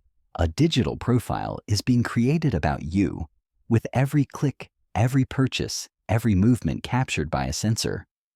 And without proper laws and regulations being put into place, there's not a lot you can do to stop data broker companies from selling your personal data beyond clicking reject all on those cookie pop-ups on websites. Not unless you're willing to go through the arduous process of getting those companies to delete your information, or are willing to campaign to governments to put tight restrictions in place. I mean, that's not such a bad idea, is it? It's a quiet but urgent call for a global conversation, for an ethical framework to match our accelerating technological prowess. The ability of AI, like sentient, to troll through all of that raw information, along with a host of satellite footage and other sources, to then attempt to predict what will happen in the future, and send satellites to key locations to see if those predictions were correct, only to make even more predictions. Well, it's certainly a powerful tool. A slightly chilling powerful tool. It makes perfect sense why we might want it, why nations would invest so heavily in it. but it will have a profound impact on society, subtly reshaping our understanding of privacy, security, and even free will. And perhaps a similar impact one day on our relationship with space itself, transforming it into an even more intensely observed and managed domain, its future trajectory predicted by unseen algorithms. Perhaps with its predictive capabilities, the only one who will truly see what that ultimate impact on society will be is sentient itself. It's a quiet, humbling thought as we drift towards an ever more complex future. As our quiet journey nears its end, let us now contemplate the ultimate question, the profound choice that lies before humanity in this unfolding cosmic age. We've explored the ancient dreams of skyborne weapons, the chilling reality of armed satellites, the unblinking gaze of orbital eyes, and the silent, predictive quest of artificial intelligence. We've seen how space has transformed from an ethereal frontier into a complex, contested domain, intricately woven with our terrestrial lives. The fundamental tension remains: how do we reconcile our insatiable curiosity and ambition to reach for the stars with our enduring human tendencies towards conflict and competition? Imagine for a moment looking out at our planet from the silent vastness of orbit. What you see is a single interconnected sphere, swirling with clouds painted with oceans and veined with landmasses. From this cosmic perspective, the artificial lines we draw on maps, the borders that define nations and spark conflicts, simply vanish. There is only Earth, a fragile oasis of life in the immense cold vacuum. This overview effect, often described by astronauts, imparts a profound sense of unity and shared destiny. And perhaps it is this very perspective that offers us the quiet wisdom needed to navigate the challenges of the cosmic age. The very essence of our dilemma lies in the nature of power. We have developed astonishing power, the ability to launch objects into space, to observe every corner of our planet, to sift through unimaginable quantities of data, and even to project lethal force from orbit. But with great power, as the ancient whispers remind us, comes great responsibility. The question is not just what we can do, but what we should do, what serves the long-term well-being of all humanity and the delicate orbital ecosystem that now sustains so much of our modern life. Consider the concept of deterrence in space. For decades, the Cold War was defined by a grim balance of terror, the understanding that a nuclear attack by one side would trigger a devastating retaliation, leading to mutual assured destruction. This logic has to some extent extended into space. The knowledge that an attack on one nation's satellites could lead to a cascading disaster for all through Kessler syndrome has acted as a powerful, if uncomfortable, deterrent. No one truly wins if space becomes an impassable junkyard of debris, rendering global communication, navigation, and climate monitoring impossible for centuries. It would be a self-inflicted wound on a planetary scale. This shared vulnerability ironically forces a kind of collective caution. However, deterrence alone is a precarious foundation for peace. It relies on the constant threat of immense suffering, a fragile balance that can be disrupted by miscalculation, accident, or the reckless ambition of a single actor. We've seen how easily SAT tests can create dangerous debris, how seemingly contained acts can ripple outwards with unforeseen consequences. The subtle allure of gaining a decisive advantage, of achieving a first strike capability that could blind an adversary without triggering a full-scale Kessler scenario, perhaps through a precise laser strike, remains a powerful temptation for some. This brings us to the urgent need for global governance and cooperation in space. The existing Outer Space Treaty, while foundational, is insufficient for the complexities of today's space activities. We need to build upon its principles to strengthen the norms of responsible behavior and to create new legally binding agreements that address the challenges of debris mitigation, the regulation of dual-use technologies, and the prevention of an orbital arms race. This will require painstaking diplomacy, a willingness to compromise, and a shared understanding that the long-term sustainability of space is a common good that transcends national interests. Imagine a future where nations collaborate not just on scientific missions, but on space traffic management (STM), a truly global system for monitoring and coordinating all objects in orbit, where data on satellite trajectories and potential collision risks is shared openly and in real time, where rules of the road are established and adhered to by all actors, both governmental and commercial. This isn't about surrendering sovereignty. It's about building a collective framework that ensures safety, predictability, and long-term access to this vital domain for everyone.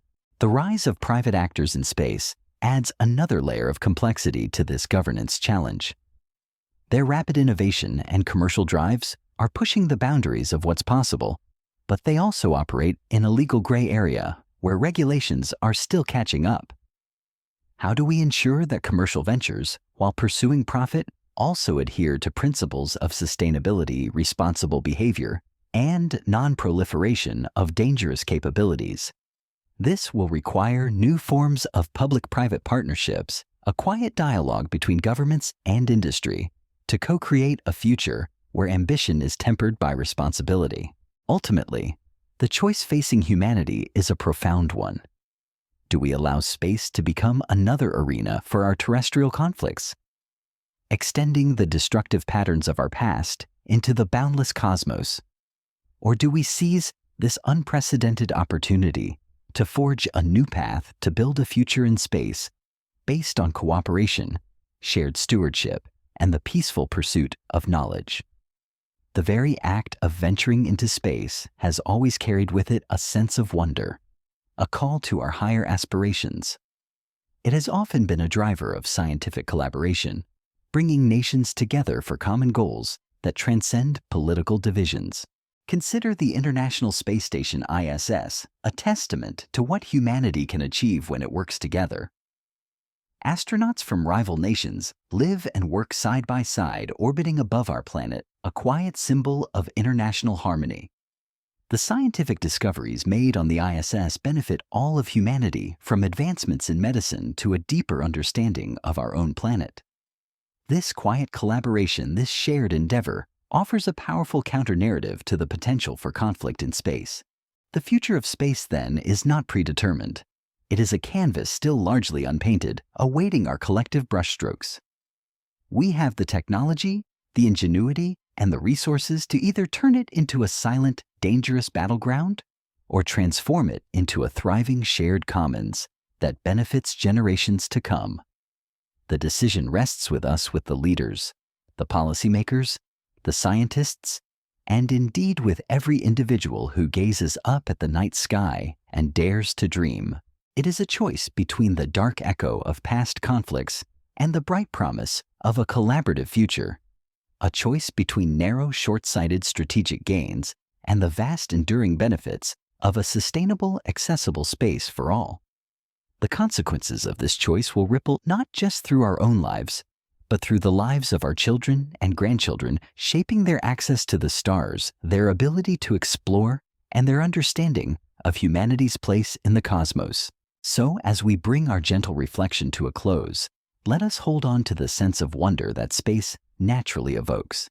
Let us remember the profound truth revealed by those unblinking eyes from orbit, that we are all part of one single fragile planet, orbiting a single star in an immense and mysterious universe. And in that shared cosmic journey, perhaps lies the ultimate wisdom to guide our hands, to temper our ambitions, and to choose a future where the celestial sphere remains a source of inspiration, discovery, and unity, rather than a testament to our enduring capacity for conflict. It is a quiet, profound choice, always present, always calling to us from the silent, boundless expanse above.